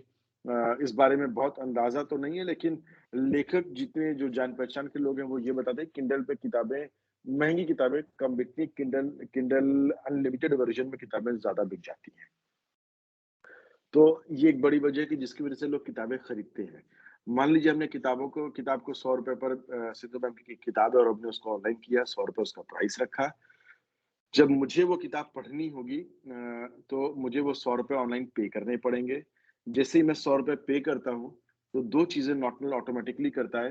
पहला तो ये कि सिंधु मैडम को एक ईमेल जाएगी कि नीलाभ ने आपकी ये किताब खरीद ली है। तो सिंधु मैडम को पता चलेगा कि अच्छा नीलाभ ने मेरी किताब खरीद ली है। अच्छा, दूसरी चीज ये होगा कि प्राइस का 60% जो हिस्सा होगा, 60 रुपए, मान लीजिए 100 रुपए किताब है तो 60 रुपए वो सिंधु मैडम के वॉलेट में चला जाएगा, दिखेगा कि ये आपकी रॉयल्टी का हिस्सा आ चुका है आपके पास। तो ये 2 चीजें होती हैं। पहले शुरुआती दौर में चूंकि लोगों को नहीं मालूम था कि एक ऑटोमेटिक ईमेल भी जाती है लेखक को कि किन्होंने आपकी किताब खरीदी है, तो कई बार ऐसा होता था कि लेखक से कुछ लोगों ने कहा, जैसे सिंधु मैडम का, मैंने किताब मैडम की नहीं खरीदी और मैंने मैम से मिला और मैंने कहा, अरे मैंने आपकी किताब पढ़ी और बड़ा अच्छा लगा। तो अंदर अंदर सिंधु मैडम मुस्कुराते हुए सोच सकती है कि अरे ये तो झूठ बोल रहा है, इसको तो मुझे तो पता है कि इसने मेरी किताब नहीं खरीदी है। तो पहले ऐसा बहुत होता था, बहुत सारे लेखकों को, बहुत सारे पाठक या कई लोग बोलते अरे मैंने पढ़ी आपकी किताब, बड़ी अच्छी लगी। तो बाद में धीमे-धीमे लोगों को मालूम चला कि एक ऑटोमेटिक ईमेल के ज़रिए उनको मालूम चल जाता है कि किताब उन्होंने खरीदी ही नहीं है और वो झूठ बोल रहे हैं। तो ये 2 चीज़ें हैं, ये हमने ट्रांसपेरेंसी के तौर पे किया है। तीसरा एक तरीका 2 तरीके ये तरीका है पढ़ने का और मैंने बताया।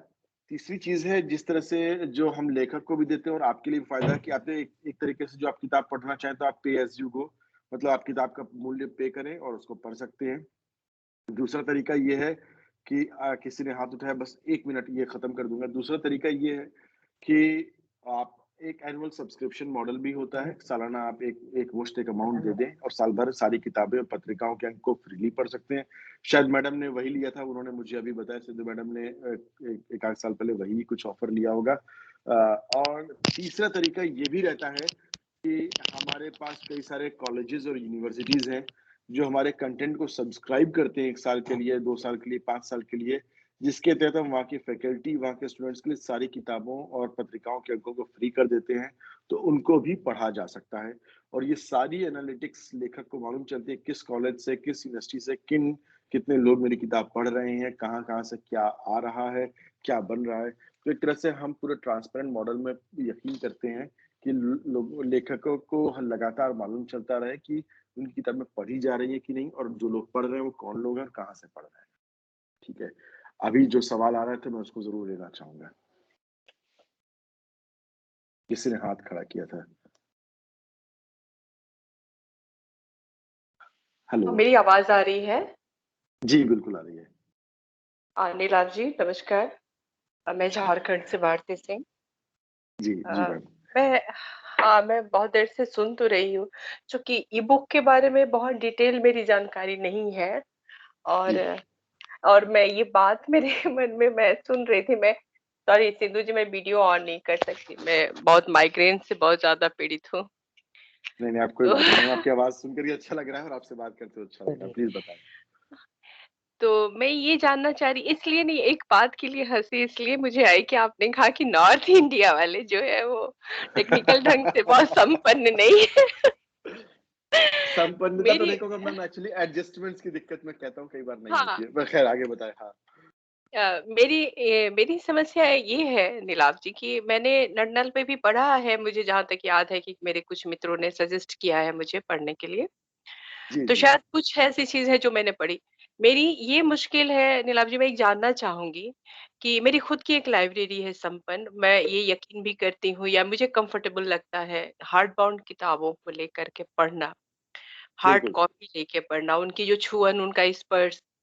और वो चीजें खैर मैं कह नहीं सकती आपसे। जो लोग मुझे सजेस्ट करते हैं घर में कि इतनी सारी किताबें मैं कैरी भी करती हूँ सफर में लेकर के। और जी वो फीलिंग अलग है। अगर गुलजार को कोट बिल्कुल। करूँ तो किताबों की, हाँ, जो छुअन है, स्पर्श है, उसकी खुशबू है, वो अलग एक बयां करती है हमारे लिए। लेकिन एक एक चीज मुझे बताएं कि कुछ किताबों को तो हम खरीद पाते हैं, कुछ किताबें ऐसी भी हैं जो अवेलेबल नहीं है, आउट ऑफ प्रिंट है। जी तो इसको कंफर्टेबल भी कैसे किया जाए कि जिस तरीके से होता है ना, कि आपने कहा कि सबसे बड़ी तो ज्योग्राफिकल जो चीज है कि हम बाहर कहीं जाते हैं तो किताबों की ऑफ कोर्स वजन तो बहुत ज्यादा होती है, उसे हम कैरी करते हैं तो एक अलग लगेज का हो जाता है मुश्किल। जी बिल्कुल। तो उसके लिए ऐसे क्या किया जाए कि हम बहुत कंफर्टेबली ये बुक पढ़ भी ले, आंखों पे बहुत स्ट्रेस भी ना हो और उसमें जी मेरी एक रुचि भी पैदा हो, जी। कि मैं वहां भी हाँ थोड़ी संपन्न अपने आप को और ज्यादा कर सकूं। जी। चलिए मैं बताता हूँ। बहुत-बहुत धन्यवाद इस सवाल के लिए, अच्छा लगा। हालाँकि जो लोग नॉर्थ इंडिया से हैं, सबसे पहले तो ये कहूँगा प्लीज़ बुरा ना मानें और चीजों को मतलब मुझे पता कि यही मैडम ने नहीं माना है, लेकिन फिर भी मैं लाइन बोलते नहीं हुए बना। कहूंगा हाँ कि बुरा ना माने, लेकिन ये मेरी अपनी फीलिंग हो सकती है। मैं भी नॉर्थ इंडिया से ही आता हूँ और मेरी अपनी फीलिंग हो सकती है, क्योंकि मैंने जो महसूस किया है और वो मैं कह रहा था। और कई बार लगता है कि टेक्नोलॉजी एडजस्टमेंट्स लोग नहीं मान पाते हैं। अच्छा, अब जो मैडम ने कहा उस पर सवाल पर मैं ज्यादा आता हूँ। ये बिल्कुल सही बात है, क्योंकि बचपन से मैं भी जिस जनरेशन से अभी भी बिलोंग करता हूँ, शायद मेरी बाद वाली जनरेशन जो आएगी वो पैदाइशी मोबाइल और लैपटॉप पे या टैबलेट पे पढ़ना शुरू करेगी, लेकिन मैं भी जिस जनरेशन से आया तो 12th तक तो ऑलमोस्ट किताबें हाथ में रही, कभी दिक्कत नहीं हुई। 12th के बाद मेरी जर्नी के मैं थोड़ा सा यूज करके बताऊंगा। 12th के बाद जब मैं इंजीनियरिंग में आया तो अचानक से किताबें लगी बड़ी महंगी, 4-5 हजार की किताबें, जो मतलब अमूमन हम लोग 12th तक तो उस टाइम वैसे महंगी किताबें तो नहीं थी, 100 रुपए में भी तो अच्छी खासी किताबें मिल जाती थी। लेकिन उसी दौर में मैं बताऊंगा कि 2000 अर्ली 2000 के सालों में 4-4 हजार की आपको किताबें इंजीनियरिंग की मिल रही हैं। अच्छा, लाइब्रेरी में भी इतने एडिशंस नहीं होते थे कि हर स्टूडेंट्स के लिए काफी हो जाए। तो एक लगता था यार बड़ा मुश्किल है पढ़ाई, 4-4 हजार की किताब कौन खरीदेगा। ऐसे तो हर सेमेस्टर बड़ा महंगा महंगा बिल घर वालों को भेजना पड़ेगा। तो फिर जनरली वो ट्रेंड में जो वहां देखा कि प्रोफेसर वहां की किताबों के पोर्शंस के पीडीएफ और अपने लेक्चर का भी पीडीएफ और पीपीटी हम लोगों को भेज देते थे, जो हम लोग पढ़ते और समझते ज्यादा थे। तो पहले कुछ साल तो लगा कि ये कैसे सिस्टम पे कंप्यूटर पे बैठे, तब तो लैपटॉप भी नहीं होते थे, टैबलेट और मोबाइल फोन्स का भी वो जमाना बहुत लेट आया हमारे लिए। तो हमें लगा था बहुत सरदर्द है, ये तो पढ़ना नामुमकिन सा है। धीमे धीमे वो एडजस्टमेंट्स बनने लगे और आज ये हालत है कि मैं किताबों को ई बुक में ज्यादा प्रेफर करता हूँ। इससे ज्यादा एक बड़ी बात इंटरेस्टिंगली मैं बताऊंगा मैडम के लिए और सारे स्टूडेंट्स के मोटिवेशन के लिए भी। मेरे पिताजी, चूंकि आप लोग केरल से हैं, मेरे पिताजी कॉर्पोरेशन बैंक के एग्जीक्यूटिव डायरेक्टर से रिटायर हुए, मैंगलोर में पोस्टेड थे। रिटायरमेंट के बाद उन्होंने एक अजीब सा काम शुरू किया और उन्होंने अपनी पीएचडी शुरू की अलीगढ़ मुस्लिम यूनिवर्सिटी से। अलीगढ़ मुस्लिम यूनिवर्सिटी जब उन्होंने पीएचडी शुरू की तो उनको पीएचडी लिखनी थी।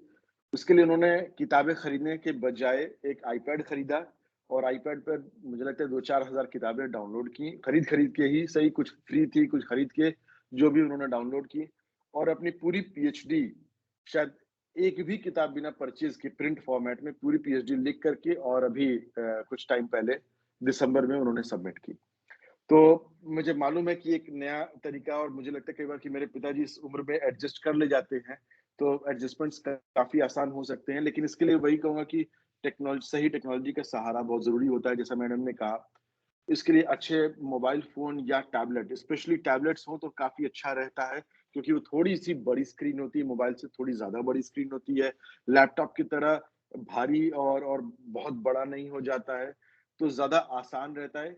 हालांकि अब तो लेटेस्ट काफी अच्छे अच्छे मोबाइल फोन्स आ गए हैं। मैडम ने एक बात और भी कही है जो मैं जनरली अपने लेक्चर्स में सुनता भी हूँ और बताता भी हूँ। सिंधु मैम पिछले संडे भी अवेलेबल थी, जहां पर हम लोग मुलाकात हुई थी, बातचीत हुई थी, मैंने वहां भी ये कहा था। कई बार ये लोग कहते हैं कि किताबों को मोबाइल फोन से पढ़ते हुए आंखों में काफी दिक्कत होती है। आंखों में तो मैं कहूँगा कि कम होती है, हाँ गर्दन उर्दन में ज्यादा हो सकती है। मैम ने कहा कि उनको माइग्रेन की भी मुश्किल है, तो वहां पर ज्यादा होती है। आंखों के लिए अभी जो 2-3 चीजें मोबाइल फोन्स, टैबलेट्स और पीसी कर रहे हैं, वो बहुत ध्यान देने वाली बातें हैं। आप ध्यान दीजिए, सारे मोबाइल फोन्स एक शब्द को जरूर यूज करते हैं अपनी मार्केटिंग के लिए, रेटिना डिस्प्ले। रेटिना डिस्प्ले का जब वो कहते हैं और उसके कॉन्फ़िगरेशन की बात जब करते हैं, तो इसका मतलब आंखों के जो रेटिना का जो कॉन्फ़िगरेशन है, वो उसके पिक्सल डेंसिटी को मैच करा रहे हैं, ताकि आपकी आंखों को जोर जोर कम पड़े, आपकी आंखों को मुश्किल कम आए। अब के जितने भी मोबाइल फोन्स, टैबलेट्स हैं, वो ब्लू रे, वो जो हार्मफुल ब्लू रे थी, वो एमिट ना के बराबर करती हैं, इतना नहीं करती हैं कि आपकी आंखों पर कोई खास असर पड़ता है। और लास्टली जो मैं कहूंगा कि अभी एंड्रॉयड और आईफोन ने सबसे बड़ा जो अच्छा एक्सपेरिमेंट किया है, डार्क मोड का। डार्क मोड में आने की वजह से फायदा क्या होता है कि आपकी आंखों पर जोर और भी कम हो जाता है। आपको मतलब जो पढ़ते समय किताबों को देखना पड़ता है, उसका जोर काफी कम रहता है, इसलिए काफी आसान हो जाता है डार्क मोड में किताबों को पढ़ते हुए। तो बहुत सारी किताबें, बहुत सारे टैबलेट और पीसीज डार्क मोड को सपोर्ट करते हैं। एप्पल और एंड्रॉयड के सारे latest phones dark mode support कर रहे हैं। तो अगर आपको मोबाइल फोन पर पढ़ने की आदत बन चुकी है या बनानी है, तो मेरा अपना आपसे सजेशन रहेगा कि डार्क मोड पे चले जाएं। नॉटनल अभी डार्क मोड अपने आप वाइज सपोर्ट नहीं कर पाया है, लेकिन बहुत जल्द हम अपनी टेस्टिंग कर रहे हैं और शायद कोशिश करेंगे कि इस महीने मार्च के एंड तक हम डार्क मोड का सपोर्ट भी एनेबल कर सकें सारे के सारे लेटेस्ट यूजर के साथ। तो सम अप करते हुए मैं कहूँगा कि लेटेस्ट सारे गैजेट्स जो हैं वो बहुत बेहतर है। बड़ी स्क्रीन में पढ़ने वालों के लिए मैं कहूँगा कि टैबलेट यूज कर लें, आईपैड या फिर जो एंड्रॉयड के टैबलेट्स आ रहे हैं वो सारे अच्छे चलेंगे, कोई मुश्किल नहीं देंगे और उसी से आसानी से पढ़ा जा सकता है। यही शायद मेरे ख्याल से आपके लिए जवाब रहेगा मैम। बहुत और बहुत मुश्किलें रहेंगी, बहुत कोशिश करके देखें तो अच्छा लगेगा। जी, मैं कोशिश में रहूंगी। शुक्रिया अनिल आप जी। शुक्रिया शुक्रिया मैम। और किसी ने भी शायद हाथ रेज किया था, मैं ध्यान नहीं दे पाया हूँ। और कोई है? നമസ്തേ സർ. नमस्ते। അതാണ് സാറേ അറിയണത്. അന്ന് കുറ്റിയിട്ടേക്കോ. ഇതിന്റെ കുറ്റി വീണിട്ടില്ല, അതാണ്. नमस्ते सर, मैं ये पूछना चाहती हूँ बुक्स ज्यादा शोधार्थी और अध्यापक टीचर्स ही ഇതല്ല, पढ़ते हैं, ഇത് तो ये प्रमोशन नौकरी ये सब के लिए ई बुक्स पॉइंट्स मिल सकते हैं क्या? शांति नायर जी, आपका माइक कौन है? शांति नायर जी।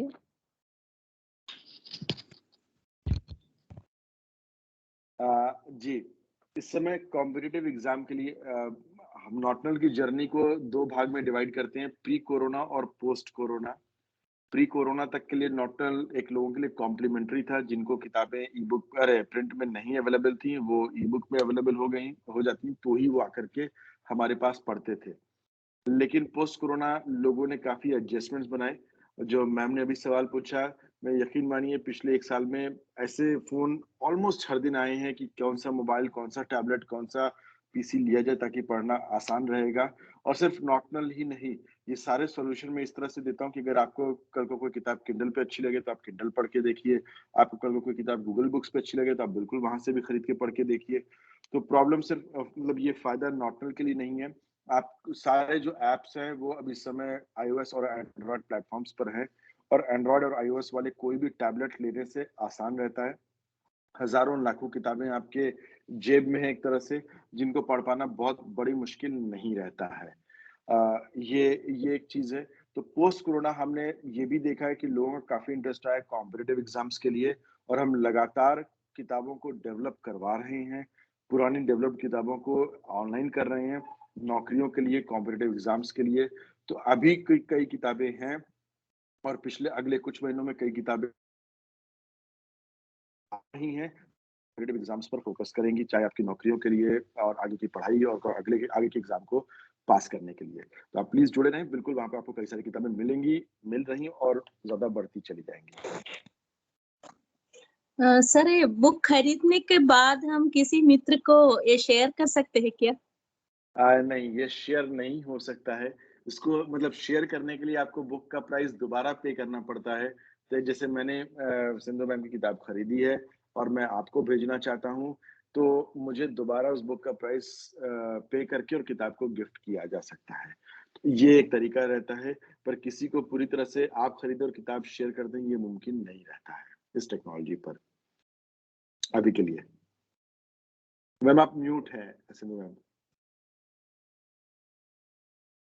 प्राइस तो बहुत कम है आपकी नॉटनल में किताबों का, जी इसलिए तो शेयर करने की जरूरत नहीं है। मैंने तो सबसे पहले जब मैंने किताब खरीद ली थी तब उसका प्राइस तो 15 या 20 रुपए है। ऐसा तो अभी भी वैसे ही रहता है। जी, इसलिए तो हम अकेले तो हम वो खरीद ले तो वही अच्छा रहेगा। जी जी, मेरा अपना जो बहुत बड़ी कोशिश है मैडम, और मैम ने ऐड किया बात बोली तो मैं ऐड करूंगा कि किताबें महंगी ना हो, बल्कि इससे ज्यादा जरूरी कि लोग ज्यादा किताबें खरीदें। तो इसीलिए 15 रुपए 20 रुपए पे भी मैं कोशिश करता हूँ किताबें अवेलेबल रहें, कि हमें एक ही ऑथर से एक ही रीडर से सारे पैसे नहीं कमाने हैं। हमें कोशिश करनी है कि ज्यादा से ज्यादा लोगों के बीच में वो किताबें जाएं। तो 20 रुपए 25 रुपए आजकल के लिए पे करना कोई बहुत बड़ी बात नहीं। मतलब हम लोग नॉर्थ इंडिया में कहते हैं ना, एक समोसे चाय का ही प्राइस होता है जिस पर किताबें मिल रही हैं। तो ये वही प्राइस है जिस पर हम किताबें दे रहे हैं, जिससे खरीदना किसी के लिए बहुत बड़ी मुश्किल नहीं रह जाती है। जी सर, हाँ, मैं ऐसे ही पूछ रहा था सर। नहीं नहीं, ठीक आपको है, ठीक है, बधाई देना बिल्कुल। चाहती हूँ, आपने इतना अच्छा कार्य कर रहे हैं, और ऐसे किताब से अपना वास्तव में प्रकृति और परिस्थिति के लिए भी अच्छा है। तो जी। बहुत बड़ा कार्य आप कर रहे हैं। बहुत बहुत शुक्रिया। और कोई सवाल है?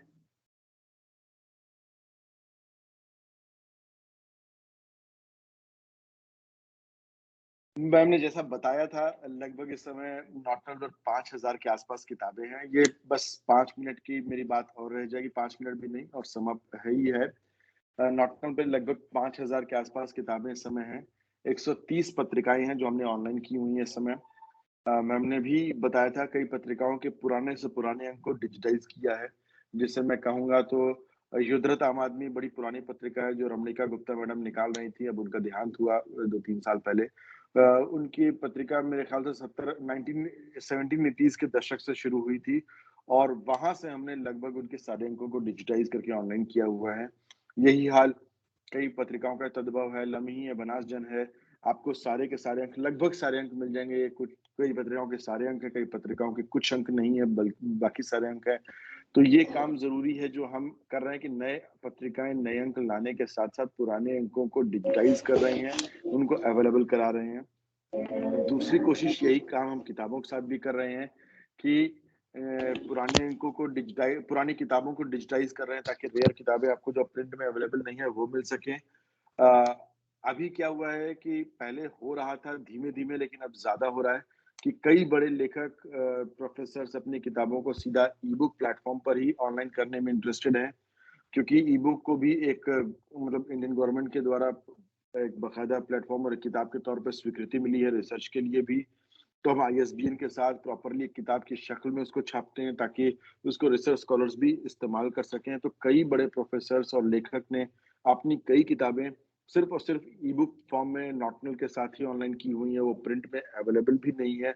और ऐसी किताबों की संख्या लगातार बढ़ रही है जो कि प्रिंट फॉर्म में कहीं नहीं आ रही है, वो ई बुक ही पर ऑनलाइन करके खत्म हो जाती हैं। लास्टली और इम्पोर्टेंट बात ये कहूंगा कि नॉटनल शुरुआत तो हिंदी से हुई थी, क्योंकि हिंदी मेरी मातृभाषा थी और हमें काम करना काफी आसान था। लेकिन पहले भी हमारा विजन था और हमने अब उसको एक्सपैंड करना शुरू किया। हम और भाषाओं में घुस रहे हैं और उसमें कोशिश कर रहे हैं कि अच्छा काम किया जा सके। तो पिछले 1 डेढ़ साल में नॉटनल ने कोरोना के दौर में ही नॉटनल जिन भाषाओं में अपनी जगह बनाने की शुरुआत की है, अभी जगह नहीं बनाई लेकिन शुरुआत है, उनमें पंजाबी है, उर्दू है, कन्नड़ की कुछ किताबें हैं। लेटेस्ट अभी एक मलयालम की किताब भी मुझे मिली है और मैं आप लोगों से जो है आग्रह करूंगा कि अपनी भाषाओं के जानकारों से हमारा संपर्क कराएं। सिर्फ हिंदी नहीं और भाषाओं को भी के लोगों को भी हमारे साथ जोड़ें ताकि हम एक एक एटलीस्ट इंडियन लिटरेचर के एक बड़ा प्लेटफॉर्म क्रिएट कर सकें। ये हमारी बहुत बड़ी कोशिश रहेगी। मेरे ख्याल से जितना समय मुझे दिया गया था, मैडम ने 3.15 बोला था, बस 2 मिनट ज्यादा बोल गया, लेकिन अच्छा लगा है। और बातचीत फिर भी होगी और ये खत्म नहीं है, टेक्नोलॉजी है, चीजें और बदलेंगी, बहुत तेजी से बदल रही हैं, बदलती जाएंगी। फिर नई बातों के साथ फिर से हम लोग बातचीत करेंगे, लेकिन आज के लिए बस इतना ही। बहुत बहुत शुक्रिया। सवाल जरूर अभी भी अवेलेबल, मतलब मैं देने के लिए बिल्कुल ओपन हूँ सवाल का जवाब।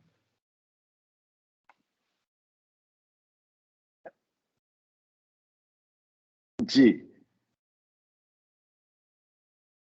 इलाव जी, मैं पुनः ले रही हूँ। मैं जी जी जी, नमस्ते। बिल्कुल बिल्कुल। हाँ, मैं एक्साइटेड रही। मैं तकलीफ में रहते हुए भी, पैनिक रहते हुए भी कि ये एक नया विषय था मेरे लिए समझने के लिए, जानने के लिए, क्योंकि कई मित्रों से, जी इवन घर में भी बच्चों से मैं सुनती आई कि ई बुक को भी इस्तेमाल में लाया जा सकता है, इतनी सारी जी किताबें होने के बावजूद। तो मैं ये जानना ज़रूर चाहूँगी कि मैं इच्छुक भी हुई कि कुछ किताबें ऐसी भी हैं जैसे बड़े प्रकाशकों की, मैं कहूँ राजकमल हो गए, ज्ञानपीठ से जो हो गया, वाणी वगैरह से, तो कई किताबें ऐसी हैं जो अवेलेबल नहीं है, आउट ऑफ प्रिंट है। तो क्या ये संभावना मैं रखूँ कि या उम्मीद कि आपके यहाँ उपलब्ध होंगी? ये तो ख़ैर मेरे लिए सर्च करने वाली बात होगी कि आपके यहाँ है कि नहीं? जी क्योंकि अभी भी आपने कहा ना कि कुछ ऐसी किताबें हैं जो उपलब्ध नहीं है, लेकिन हमारे यहाँ है। और एक अनुभव तो बिल्कुल ज़रूर मैम। लेना। हाँ प्लीज बताएं। प्लीज बताएं। हाँ, मैं एक अनुभव भी ज़रूर लेना चाहूँगी कि हालाँकि कुछ तो मैंने ज़रूर पढ़ा है। आपका मुझे लिंक अच्छा। शेयर किया गया था और मैंने पढ़ा भी था। कुछ ऐसी चीज़ जो शुक्रिया। शायद अवेलेबल नहीं थी हार्ड कॉपी में, तो वहाँ से ओके। मुझे उपलब्ध कराया गया था।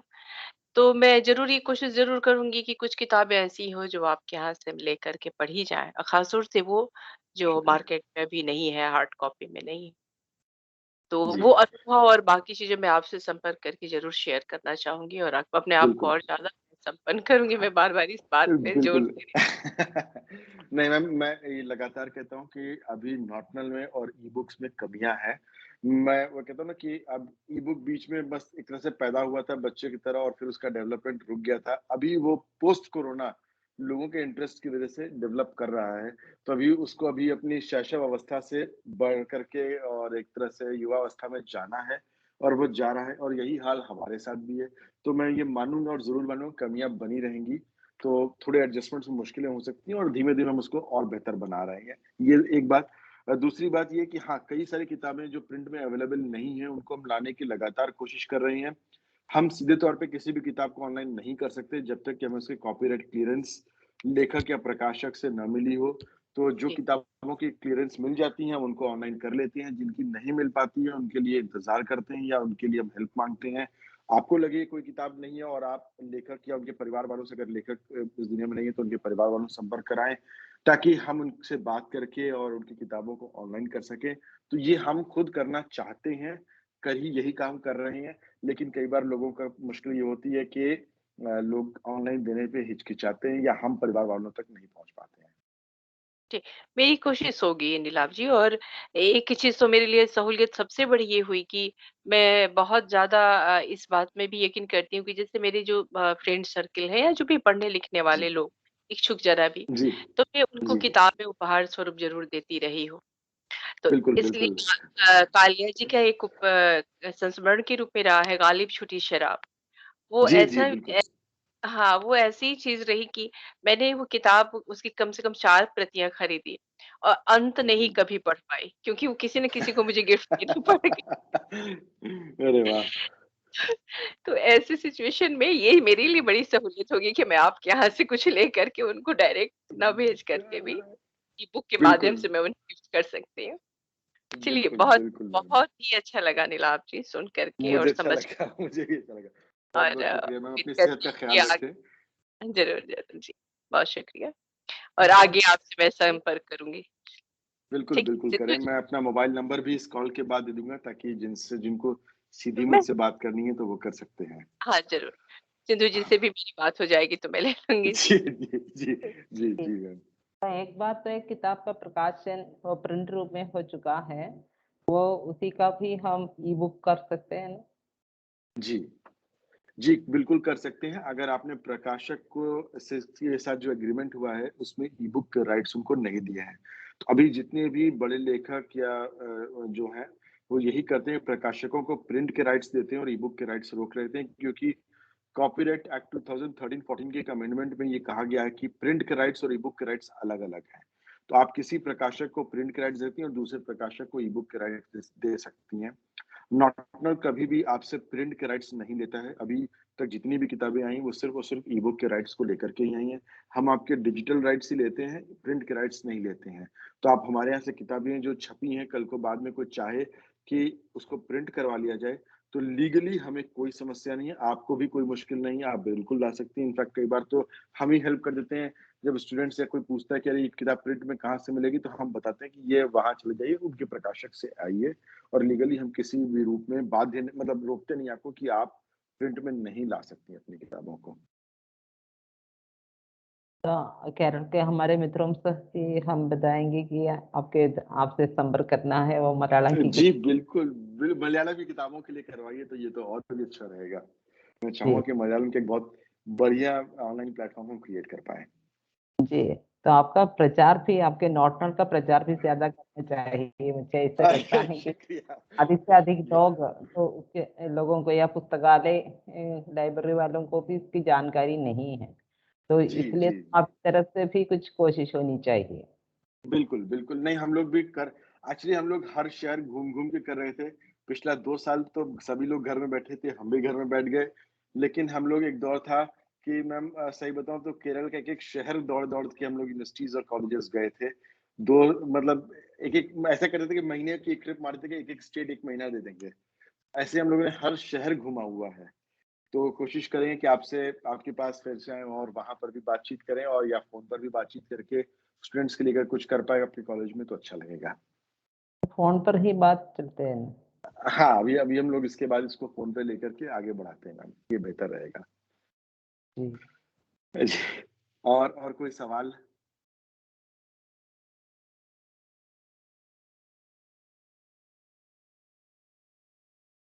कोई सवाल है?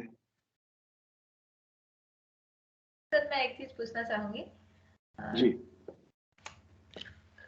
सर जैसा कि आपने बताया कि आप बहुत सारे जो लेखक हैं उनकी रचनाओं को ऑनलाइन माध्यम से उपलब्ध करवा रहे हैं, तो क्या आप ऐसे कुछ नए लेखकों के भी जो लेख है उसको आप प्रकाशित करेंगे या केवल जो मूर्धन्य लेखक हैं उन पे ज्यादा फोकस होता है? नहीं, ऐसा कुछ नहीं है। नए लेखक बहुत हैं जो हमारे यहाँ से छपे हैं, जिनकी पहली किताबें भी हमारे से हाँ। छपी हैं, काफ़ी बिकी हैं। मैं सिंगल एक लेख तो नहीं ऑनलाइन, शायद मैं अगर कन्फ्यूज़ ना करूँ और मुझे आपकी बात से लगा, अगर एक सिंगल लेख को हम किताब के रूप में तो नहीं छाप पाएँगे, क्योंकि वो एक सिंगल लेख 4-5 पेज के लिए कोई किताब नहीं बन पाती है। लेकिन हाँ, अगर वो लेखों का संग्रह है या कोई आपकी कहानी या कुछ बातें हैं, जो पेजेज़ तक जाएँ, आइडियली देखिए ई-बुक के लिए कोई ये तय नहीं किया गया, मानक तय नहीं किए गए हैं कि कितने पेजेस की किताब को ई-बुक कहा जाए। अमेरिकन स्टैंडर्ड जो फॉलो करता है, हम कोशिश करते हैं एटलीस्ट उस स्टैंडर्ड को फॉलो कर लें, जो ये कहता है कि वर्ड पेज के लगभग 70 से 80 पेज को एक किताब माना जा सकता है। ये ई-बुक के अमेरिकन स्टैंडर्ड के गाइडलाइंस हैं, जो यूनिवर्सिटीज़ में लागू की जाती हैं। तो हम भी ये मान के चलते हैं कि चलो थोड़ा बहुत कम कर लिया, 50-60 भी आ गए, लेकिन इससे कम के पेजेस में जाने में अच्छा भी नहीं रहता है, मानकों पर वो खरा भी नहीं उतरता है। अगर कल को कोई भी यूनिवर्सिटीज़ इंडिया में उस मानक को लागू कर दें, तो हमारी बहुत सारी किताबें माइनस हो जाएँगी। तो इसलिए हम शुरू से ये चीज़ों को रखे हुए हैं कि किताबों के पेजेस को लेकर के 50 पेज के ऊपर, 60 पेज के ऊपर कोई भी किताब को हम ऑनलाइन कर पाएँगे। आपकी पहली किताब है या आपकी 50वीं किताब है, कोई फ़र्क नहीं पड़ता। किताब अच्छी है, तो वो ज़रूर ऑनलाइन आएगी और ऐसे बहुत लेखक हैं जिनकी किताबें पहली बार किताबें हमने यहाँ ऑनलाइन ही छापी हैं। तो हमें तो सबसे पहले word thank you document sir, में थैंक टाइप यू। सबसे जी पहले मैम। हाँ, बताइए। वर्ड डॉक्यूमेंट में तो टाइप करना है यूनिकोड फॉन्ट में, उसके बाद तो आपको आपसे संपर्क करना है। अच्छा, देखिए हाँ, इस मामले में बताता हूँ कि ऐसा बिल्कुल हम चाहते ये हैं कि वर्ड डॉक्यूमेंट यूनिकोड में मिल जाए, पर कई लेखक हमें अपनी किताबें और जो एटलीस्ट ओल्ड एज में जा चुके हैं, वो किताबें में प्रिंट फॉर्मेट में भेजते हैं और हम उसे टाइप करा के ऑनलाइन करते हैं। हम किसी के लिए भी करते हैं, टाइप करा के ऑनलाइन करना, इसका खर्च हम लेखक से नहीं लेते हैं। लेकिन हाँ, हमारे काम को अगर आसान करना है, तो ये है कि वो वर्ड डॉक्यूमेंट यूनिकोड में मिल जाए तो बहुत फ़ायदा रहता है। लेकिन अगर नहीं है और नहीं हो पा रहा है, तो आप हमें किताबें प्रिंट फॉर्मेट में या उसका पीडीएफ भेज दीजिए, तो हम उसको टाइप करा के वर्ड डॉक्यूमेंट में सेटअप कर लेते हैं। ये कर सकते हैं और इसका कोई भी खर्च लेखक किसी भी प्रकार से नॉट को कोई पैसे पे नहीं करता है। बस बल्कि रॉयल्टी मिलती है, अगर एक भी प्रति बिकी तो रॉयल्टी मिलेगी, वरना बहुत बुरा से बुरा हुआ तो ना खर्च हुआ ना मिला, बस वो वाली हालत हो जाती। जी, और कोई सवाल? सर मेरा एक प्रश्न और नमस्ते, है। मेरी आवाज आ रही? जी मैं हेलो हाँ, बोले। लोग 2 लोग बात कर रहे हैं शायद। नहीं सुजिता जी बोलिए। मेरी आवाज आ रही है मैम? जी। हाँ, नीलाक्ष नमस्ते, मैं केरला से बात कर रही हूँ और हाँ, मुझे सबसे पहले मैं आयोजकों को और सिंधु टीआई मिस को मैं बधाई देना चाहती हूँ कि इतना अच्छा विषय आपने रखा और नीलाभ सर ने बहुत सारी बातों का जो है यहाँ पर समस्याओं का निराकरण भी किया है। मैं टाइपिंग के बारे में कुछ पूछना चाहती हूँ कि जैसे वॉइस टाइपिंग होती है, वॉइस टाइपिंग में उच्चारण की जो यदि उच्चारण में कमी हो तो फिर वो टाइपिंग नहीं कर पाता है ना? हाँ। इसमें सर आप कुछ कह सकते हैं वॉइस टाइपिंग के बारे में? ओके। एक बार मतलब कि एग्जैक्टली किस टाइप के, जैसे कुछ एग्जांपल दे, मैं समझ शायद नहीं पाया हूँ कि किस टाइप की चीजों को आप टाइप करने में मुश्किल फेस करती हैं। हाँ सर, जैसे हम गूगल से वॉइस टाइपिंग वॉइस टाइपिंग को लेकर लेते हैं, वॉइस टाइपिंग जी, भी अपनी एक मुश्किल है वॉइस अभी भी। टाइपिंग, हाँ हाँ, वॉइस हाँ तो टाइपिंग मतलब की अभी भी बहुत बड़ी मुश्किल क्लियर है कर, मैम। हेलो हेलो हाँ हेलो, जी जी हाँ जी। सर, इसमें ना उच्चारण की कमी होती है। जैसे प्रोनाउंसिएशन हम करते हैं तो वो उच्चारण यदि हमने सही ढंग से नहीं किया है तो वो शब्द वहां पे टाइप होके नहीं आता है ना। जी हाँ, तो इस कमी के बारे में या कुछ वॉइस टाइपिंग के बारे में कुछ बता सकते हैं?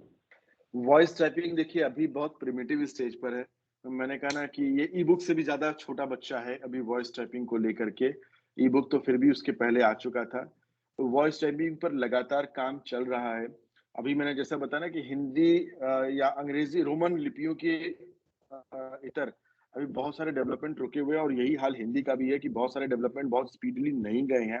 मैं खुद देखता हूँ कि मैं मैकबुक पर, आईपैड पर या गूगल पर लगातार टाइप करके वॉइस टाइपिंग करके देख चुका हूँ, और मैं महसूस करता हूँ कि हाँ, कमियां बहुत ज्यादा है। मतलब ये भी नहीं कि छोटा मोटी कमियां हैं, 90% सही रहता है।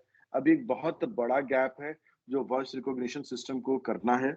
आप वॉइस तो छोड़ दिए, अभी तो हिंदी का OCR जो ऑप्टिकल कैरेक्टर रिकॉग्निशन सिस्टम है, जिसमें अगर आपने किताब को टाइप किया और फोटो खींच के आप कैरेक्टर रिकॉग्नाइज करना चाहें तो वो उसका रिकॉग्निशन सिस्टम जो है वो 90% भी ठीक नहीं काम करता है, वो भी 70-80% के आसपास ही रहता है। तो मेरा कहना है कि जो अभी जो टेक्नोलॉजी है हिंदी को लेकर के वो डेवलप हो रही है, लगातार किया जा रहा है, लेकिन वो बहुत अच्छी नहीं। गूगल लेंस अभी लेटेस्ट काफी अच्छा स्टेप लिया है OCR को, हिंदी OCR को लेकर के, लेकिन वो भी परफेक्टली काम नहीं करता है। आपको 80-85% तक तो ठीक मिल सकता है अगर आपकी किताब का फोटो अच्छा खींचा गया, वरना उसके बाद बहुत मुश्किल हो जाती है। किताब का फोटो खराब हो तो यही 30-40% की ही सही मिलता है। यही हाल वॉइस टाइपिंग का भी है। अभी मैं कहूँगा कि वॉइस टाइपिंग बहुत प्रिमिटिव स्टेज पर है। उसका इस्तेमाल करना ज्यादा दर्द भरा होता है, बल्कि इसके बजाय कि वो आपको आसानी दे सके। मैं कम से कम इस्तेमाल करता हूँ वॉइस टाइपिंग का अभी तो फिलहाल। उम्मीद करूंगा कि जल्दी उस चीजों का डेवलपमेंट बढ़ेगा।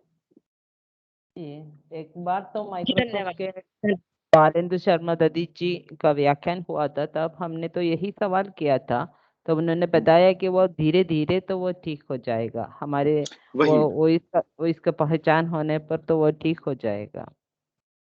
एक्चुअली मैम, ये जिस एक टेक्नोलॉजी के बेस पर चलता है जो हम लोग बहुत फेमस जानते हैं, आर्टिफिशियल इंटेलिजेंस, AI, हर दूसरा आदमी एटलीस्ट नाम जानता है।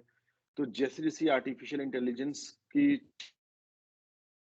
चीजों को और हम यूज कर पाएंगे और धीमे धीमे इम्प्रूव कर पाएंगे कि जब मैं कोई शब्द बोलता हूँ, जब सिंधु मैडम कोई शब्द बोलती हैं, जब कोई और XYZ शब्द बोलता है, तो एक ही शब्द को किस किस तरह से प्रोनाउंस किया जा सकता है।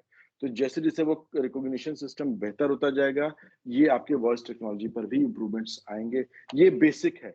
उसके अलावा अडेप्टेशन की एक बड़ी चीजें चल ही रही हैं ऑलरेडी। माइक्रोसॉफ्ट, गूगल और एप्पल बहुत रिसर्च कर रहे हैं कि इन चीजों को और बेहतर बनाया जा सके। लेकिन अभी वही कि अंग्रेजी के अलावा और भाषाओं में, या रोमन लिपियों के, स्पेनिश, अंग्रेजी, इन सब के अलावा और भाषाओं में उतना काम अच्छे से नहीं हो पाया है। और ये भी मैं कहूंगा इसके साथ ऐड करते हुए कि आप लोग ही हैं, हम लोग ही हैं। जब हम इतनी बड़ी जनसंख्या हिंदी की इंडिया की पॉपुलेशन है, हम फोर्स करेंगे उन माइक्रोसॉफ्ट, गूगल, एप्पल के लिए एक बहुत बड़ा मार्केट है इंडिया। अगर हम ही फोर्स करेंगे कि आप हमारे लिए टेक्नोलॉजी बना के लाए, तो उनके लिए ये मजबूरी रहेगी कि वो हमारे हिसाब से टेक्नोलॉजी डेवलप करें। बहुत सारी चीजें अभी भी हिंदी के साथ अच्छे से काम नहीं करती। मैंने OCR का भी नाम लिया, कीबोर्ड की भी दिक्कतें रहती हैं, फॉन्ट्स की दिक्कतें रहती हैं, और तो और बहुत सारा क्या नाम है, थिसारस जो वर्ड्स हैं वो भी उनकी डिक्शनरी में ऐड नहीं हुए हैं।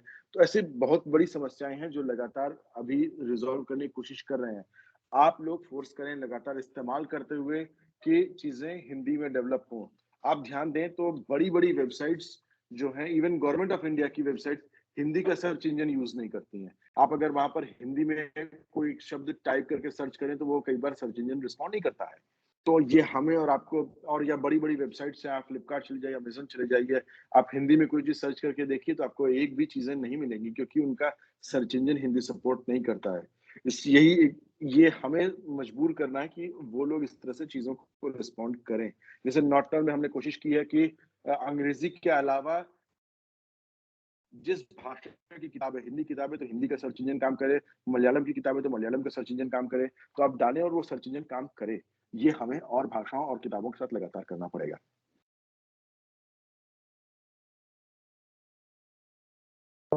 और कोई सवाल? जी एक सर, कोई मेरा एक पूछ रहा था शायद। हाँ जी सर, मेरा ये प्रश्न था कि जैसे अभी मैं एमएस वर्ड में यूज करती हूँ जो फॉन्ट, अब वो कुर्ती देव है हिंदी टाइपिंग के लिए, तो मैं यूनिकोड वाले कौन से फॉन्ट को आसानी से यूज कर पाऊंगी और क्या उसके लिए अलग से कुछ करने की जरूरत पड़ेगी? नहीं, कुछ करने की जरूरत नहीं पड़ेगी आपको। जैसे आप मोबाइल पर जब टाइप करती हैं, फेसबुक पर टाइप करती हैं मैम, तो वही फॉन्ट यूनिकोड फॉन्ट होता है। आपको बस अपना कीबोर्ड बदलने की जरूरत है। आप कीबोर्ड जो यूनिकोड कीबोर्ड है जिसमें इनस्क्रिप्ट आजकल मतलब जो इनबिल्ट अगर विंडोज का कीबोर्ड है तो आप हिंदी का इनस्क्रिप्ट कीबोर्ड ले लीजिए, वो ऑटोमेटिकली यूनिकोड में टाइप करता है। बाई चांस आपका चूंकि उसके अक्षर अब बदल जाएंगे कीबोर्ड पर, तो आपको दिक्कत हो सकती है। अदरवाइज आप ऑनलाइन रेमिंगटन गेल कीबोर्ड को डाउनलोड करके इंस्टॉल कर लीजिए। एक ऑप्शन आएगा जिसमें आप रेमिंगटन गेल को क्लिक कर दीजिए और जैसे आप टाइप करेंगी वो बिल्कुल यूनिकोड में टाइप करता जाएगा, लेकिन कीबोर्ड प्लेटफॉर्म उसका खुजदेव स्टाइल में रहेगा। Okay sir. और कोई सवाल?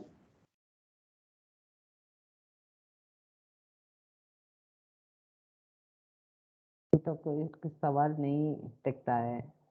जी, मुझे लगता है कि जब लोग ज्यादा इस्तेमाल करेंगे तो ज्यादा सवाल आएंगे, और मैं इंतजार करूंगा। मैं सबसे एटलीस्ट रिक्वेस्ट करूंगा कि आप लॉगिन अपना अकाउंट बना करके नॉटमेल पर देखें। अकाउंट बनाने का कोई खर्च भी नहीं है। एटलीस्ट एक ऐप या वेबसाइट पर जाना है, साइन अप करना है और अपना अकाउंट बनाना है।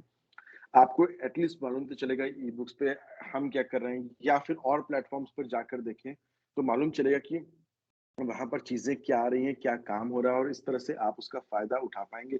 तो मेरा बस एक जो इम्पोर्टेंट रिक्वेस्ट है वो यही कहेगा कि आप प्लीज एटलीस्ट काम करके देखें, इस्तेमाल करना शुरू करें। जैसा कि अभी हम लोग बात भी कर रहे थे, शायद अच्छा लगे, बुरा भी लगेगा, उसकी कमियां भी होंगी और धीमे धीमे आप एडजस्ट भी कर जाएंगे।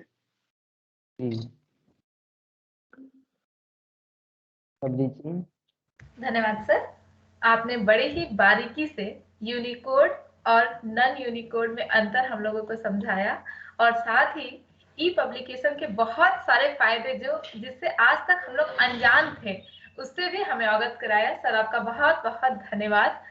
और व्यक्तिगत तौर पे मैं इसलिए भी आपको धन्यवाद देना चाहूंगी कि रमनिका गुप्ता की जो पत्रिका है युद्धरत आम आदमी, वो आपके नॉटल पे उपलब्ध है, तो इसके लिए भी मैं आपको धन्यवाद देना चाहूंगी, क्योंकि मैं रमनिका जी के साहित्य में ही शोध कर रही हूँ और बहुत दिनों से ये तलाश कर रही थी कि मुझे ये पत्रिका कहाँ से मिलेगी। तो बहुत बहुत धन्यवाद उनकी सर आपका। लगभग सारी किताबें उन्होंने हमें बहुत पहले ही उसके राइट्स दिए थे कि आप उसको ऑनलाइन कर लीजिए। तो मुझे लगता है कि उनकी लगभग सारी किताबें, मैं 100% तो नहीं कहूंगा, लेकिन मुझे लगता है 90% किताबें आपको हमारे प्लेटफॉर्म पर मिल जाएंगी।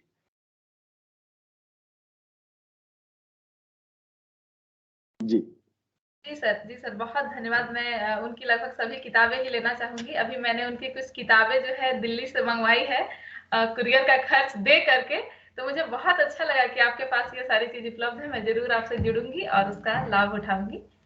मुझे लगता है कि 1 साल के लिए तो 1,500 रुपये ना सदस्य के लिए, एक साल के लिए इतना ही है ना, तो खरीदने से फायदा यही रहेगा। जी जी जी मैम, मैं जरूर कोशिश करूंगी। मैं आज ही कोशिश करूंगी कि मैं सबके साथ जुड़ जाऊं। सर ये एनुअल सब्सक्रिप्शन ऐसा कुछ है क्या? जी वही है जी, 1,500 जो मैडम ने भी बताया। एनुअल की बात नहीं कर रहा हूँ, एनुअल की बात नहीं कर रहा हूँ, कुछ लाइफ टाइम ऐसा कुछ है क्या? नहीं, लाइफ टाइम तो अभी नहीं दिया है, अभी एनुअल है। मैक्सिमम एनुअल तक का सब्सक्रिप्शन है। अभी लाइफ टाइम तो देने की स्थिति में नहीं है, क्योंकि हम लोग भी नहीं पता कि लाइफ टाइम हम कितने साल तक चल रहे हैं, क्या स्थिति बनती है स्टार्टअप के साथ। मतलब तो हम एक कोशिश करते हैं कि एटलीस्ट एनुअल तो रखें। लिए हमारी तरफ से शुभकामनाएं। जी, हम तो सहयोग देते रहेंगे। बिल्कुल बिल्कुल मैम, बहुत बहुत अच्छा लगा, आपका सहयोग मिला, बहुत लोगों से बातचीत करने का मौका मिला है। तो मैं सभी का फिर से बहुत आभारी हूँ। रिक्वेस्ट करूंगा आप लोग जुड़ें मेरे प्लेटफॉर्म के साथ। कोई मुश्किल हो तो मुझे बताएं और मैं या मेरी टीम उसको जरूर रिजॉल्व करने की कोशिश करेगी। और मैं इसी के साथ सभी को फिर से बहुत बहुत धन्यवाद देता हूँ। सर एक सवाल पूछता हूँ सर, ये किताब डाउनलोड कर पाएंगे? नहीं, ये किताब ना प्रिंट होगी ना डाउनलोड होगी। ये किताब आप ऑनलाइन पढ़ सकेंगे। इसका प्रिंट या डाउनलोड मुमकिन नहीं है। ईपब ने में अभी प्रिंटिंग फैसिलिटी अवेलेबल ही नहीं कराई है, तो ईपब दुनिया भर की एक मुश्किल है। और डाउनलोड के लिए बड़ी समस्या है, क्योंकि हम एक सिक्योर लेयर बनाते हैं। कोई भी बनाता है तो डाउनलोड कर पाएंगे, किया भी जा सकता है, तो उसको पढ़ने के लिए हमारा प्लेटफॉर्म की जरूरत पड़ती, इसलिए डाउनलोड नहीं देते हैं। पहले हम लोग 3 साल पहले तक इवन मोबाइल पर ऑफलाइन एक्सेस बिना इंटरनेट के एक्सेस देते थे। लेकिन अभी एप्पल और एंड्रॉयड दोनों ने मना कर दिया कि नई किताबों को ऑफलाइन एक्सेस नहीं देना है। तो इसलिए ज्यादातर प्लेटफॉर्म सब अपना ऑफलाइन एक्सेस हटा चुके हैं, और हम भी हटा चुके हैं, क्योंकि कल को अगर वापस कोई टेक्नोलॉजी चेंज होता भी है तो ये टू फ्रो में बड़ी मुश्किल हो जाती है। तो अभी लगभग सारे प्लेटफॉर्म ऑनलाइन एक्सेस पर ही फोकस कर रहे हैं। तो on further payment of any additional fees also it is not possible since. नहीं नहीं नहीं, पॉसिबल ही नहीं है। एक्चुअली टेक्नोलॉजी की लिमिटेशन है, सिर्फ हमारे साइड से ही नहीं, ये मतलब एप्पल गो एंड्रॉयड के साइड से भी है कि वो डाउनलोड फैसिलिटी अवेलेबल करा ही नहीं पाएंगे। लेकिन स्क्रीनशॉट तो ले सकते हैं। हाँ हाँ, बिल्कुल बिल्कुल। देखिए मैम, बहुत सारी चीजें हैं कि हम खुद नहीं चाहते कि चीजें रुकें। पहले हम लोग ऑफलाइन एक्सेस देते थे, गूगल एप्पल ने मना किया, हमने हटा दिया। हमारी मजबूरी थी, उनकी सिक्योरिटी की मजबूरी थी, हमारी भी मजबूरी थी कि वो चीजें नहीं। पर हाँ, स्क्रीनशॉट्स बिल्कुल आसानी से लिए जा सकते हैं, और उसको रोकने की हम कोई कोशिश नहीं कर रहे। आगे बढ़िए बबली जी। धन्यवाद सर, एक बार फिर से आपका बहुत बहुत धन्यवाद। आपने सभी प्रतिभागियों के मन में उठने वाले प्रश्नों को बखूबी उसका उत्तर दिया और उनकी शंकाओं का समाधान किया, इसके लिए भी आपका बहुत बहुत धन्यवाद। अब पर्चा प्रस्तुति का समय है। इससे पहले मैं यह बताना चाहती हूँ कि पर्चा का विषय आज के मुख्य विषय से संबंधित नहीं है, फिर भी यह शोधार्थी के विशेष अनुरोध पर रखा गया है। पर्चा प्रस्तुत करने के लिए हमारे साथ उपस्थित हैं महाराजा कॉलेज एर्नाकुलम की शोध छात्रा मनीषा वीए। पर्चा का विषय है जलसिता किरकट्टा की कविता सभ्यताओं के मरने की बारी, एक विश्लेषण। मनीषा जी, आप अपना पर्चा प्रस्तुत करें। सबको मेरा नमस्कार। आज मैं जसिंता किरकट्टा की सभ्यताओं के मरने की बारी कविता के बारे में बताना चाहती हूँ। जसिंता जी हिंदी की जानी मानी लेखिका है। उनका पहला काव्य संग्रह है अंगूर। वर्तमान समय में प्रकाशित साहित्य पत्रिकाओं में उनकी अनेक कविताएं प्रकाशित हुई है। इनमें सबसे अधिक चर्चित कविता है सभ्यताओं के मरने की बारी।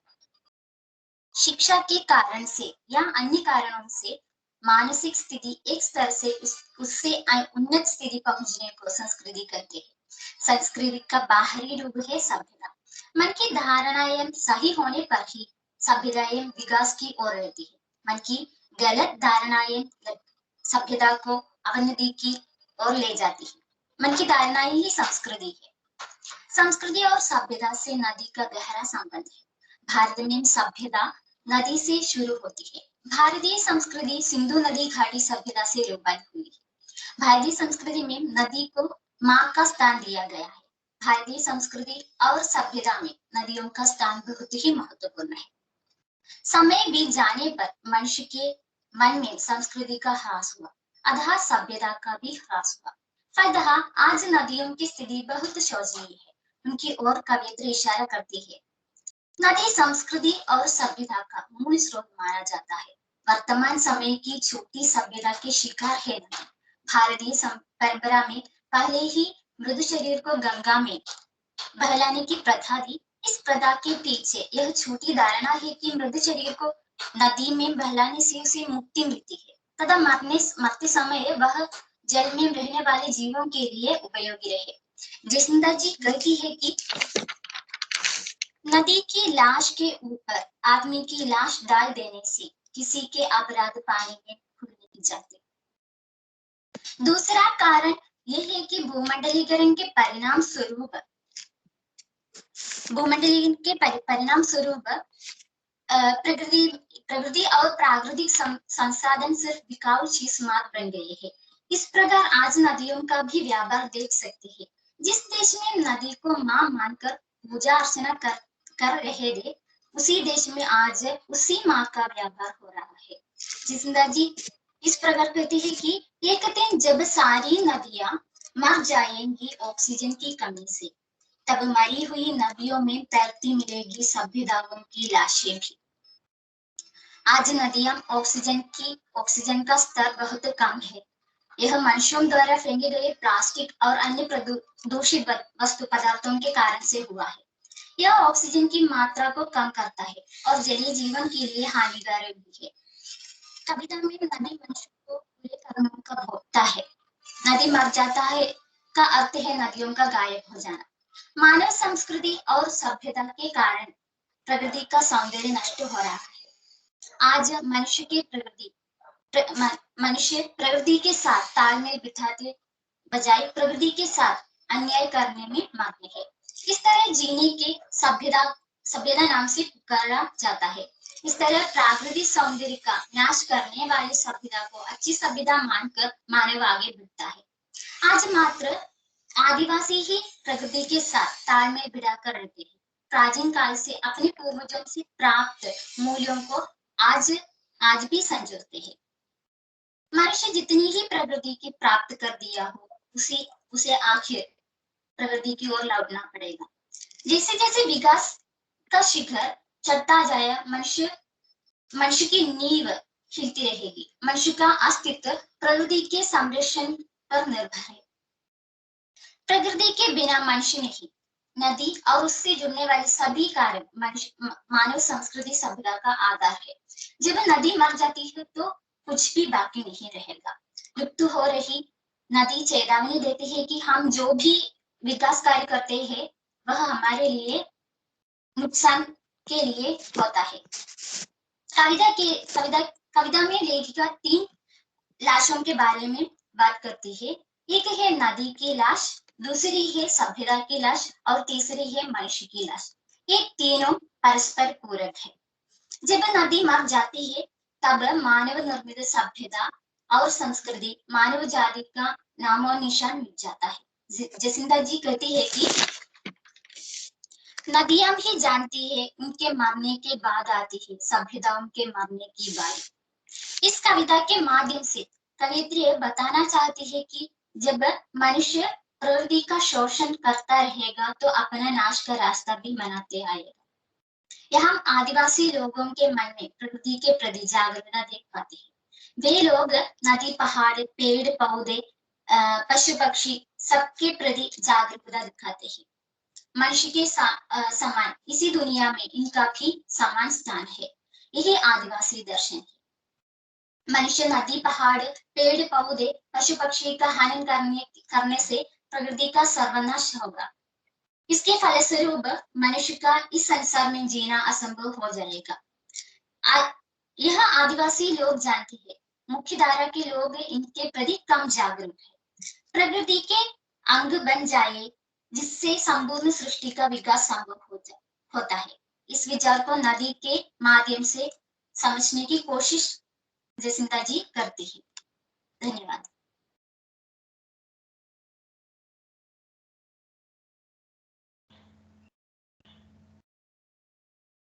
धन्यवाद मनीषा जी।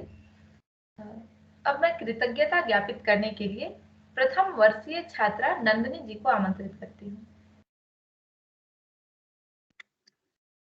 सभी विद्वजनों को मेरा नमस्कार। मैं नंदिनी प्रथम वर्ष की हिंदी छात्रा हूँ। आज का प्रोग्राम हिंदी विभाग, हिंदी एसोसिएशन, राष्ट्रभाषा साहित्य संघ और हिंदी पूर्व छात्र संघ के संयुक्त तत्वाधान में आयोजित किया गया है। सबसे पहले इस व्याख्यान माला के अध्यक्ष आदरणीय प्रिंसिपल डॉक्टर शाजू वर्गीय सर को सबकी तरफ से कृतज्ञता ज्ञापित करती हूँ। इस व्याख्यान माला के स्वागत भाषण doctor Sindhu TA, associate professor और कार्यक्रम की संयोजिका भी है। आपको आपकी संचालन के लिए कृतज्ञता ज्ञापित करती हूँ। नीलाभ जी, आपने हमारा निमंत्रण स्वीकार करके हमारे विभाग द्वारा आयोजित राष्ट्रीय वेबिनार में हिंदी में ई बुक की संभावनाएं विषय पर शानदार व्याख्यान दिया। हम सब आपके प्रति आभारी हैं। आपके उपस्थिति के लिए और आपके व्याख्यान के लिए आभार करती हूँ। आपको सेंट पीटर्स कॉलेज की तरफ से, राष्ट्रभाषा साहित्य संघ की तरफ से, पूर्व छात्र संघ की तरफ से और यहाँ उपस्थित सभी प्रतिभागी मित्रों की तरफ से तहे दिल से कृतज्ञता ज्ञापित करती हूँ। आगे भी आप हमारे कार्यक्रमों से जुड़े रहिए। आग्रह करती हूँ कि आपकी आशीषें हमेशा हम पर बने रहे। एक पर्चा प्रस्तुति हुई थी मनीषा जी के द्वारा, जो महाराजास कॉलेज एर्नाकुलम की शोध छात्रा है। उनको मैं कृतज्ञता ज्ञापित करती हूँ। दूसरे कॉलेजों से आए हुए प्राध्यापकों, शोध छात्रों के प्रति कृतज्ञता ज्ञापित करती हूँ। कई छात्र छात्राएं हैं, आप सभी के प्रति हिंदी विभाग की तरफ से कृतज्ञता ज्ञापित करती हूँ। हिंदी विभाग के पूर्व छात्र के हर एक सदस्य को, राष्ट्रभाषा साहित्य संघ के प्रत्येक सदस्य को कृतज्ञता ज्ञापित करती हूँ। आखिर में बबली जी और अमृता जी, आप दोनों को भी कृतज्ञता ज्ञापित करती हूँ। धन्यवाद।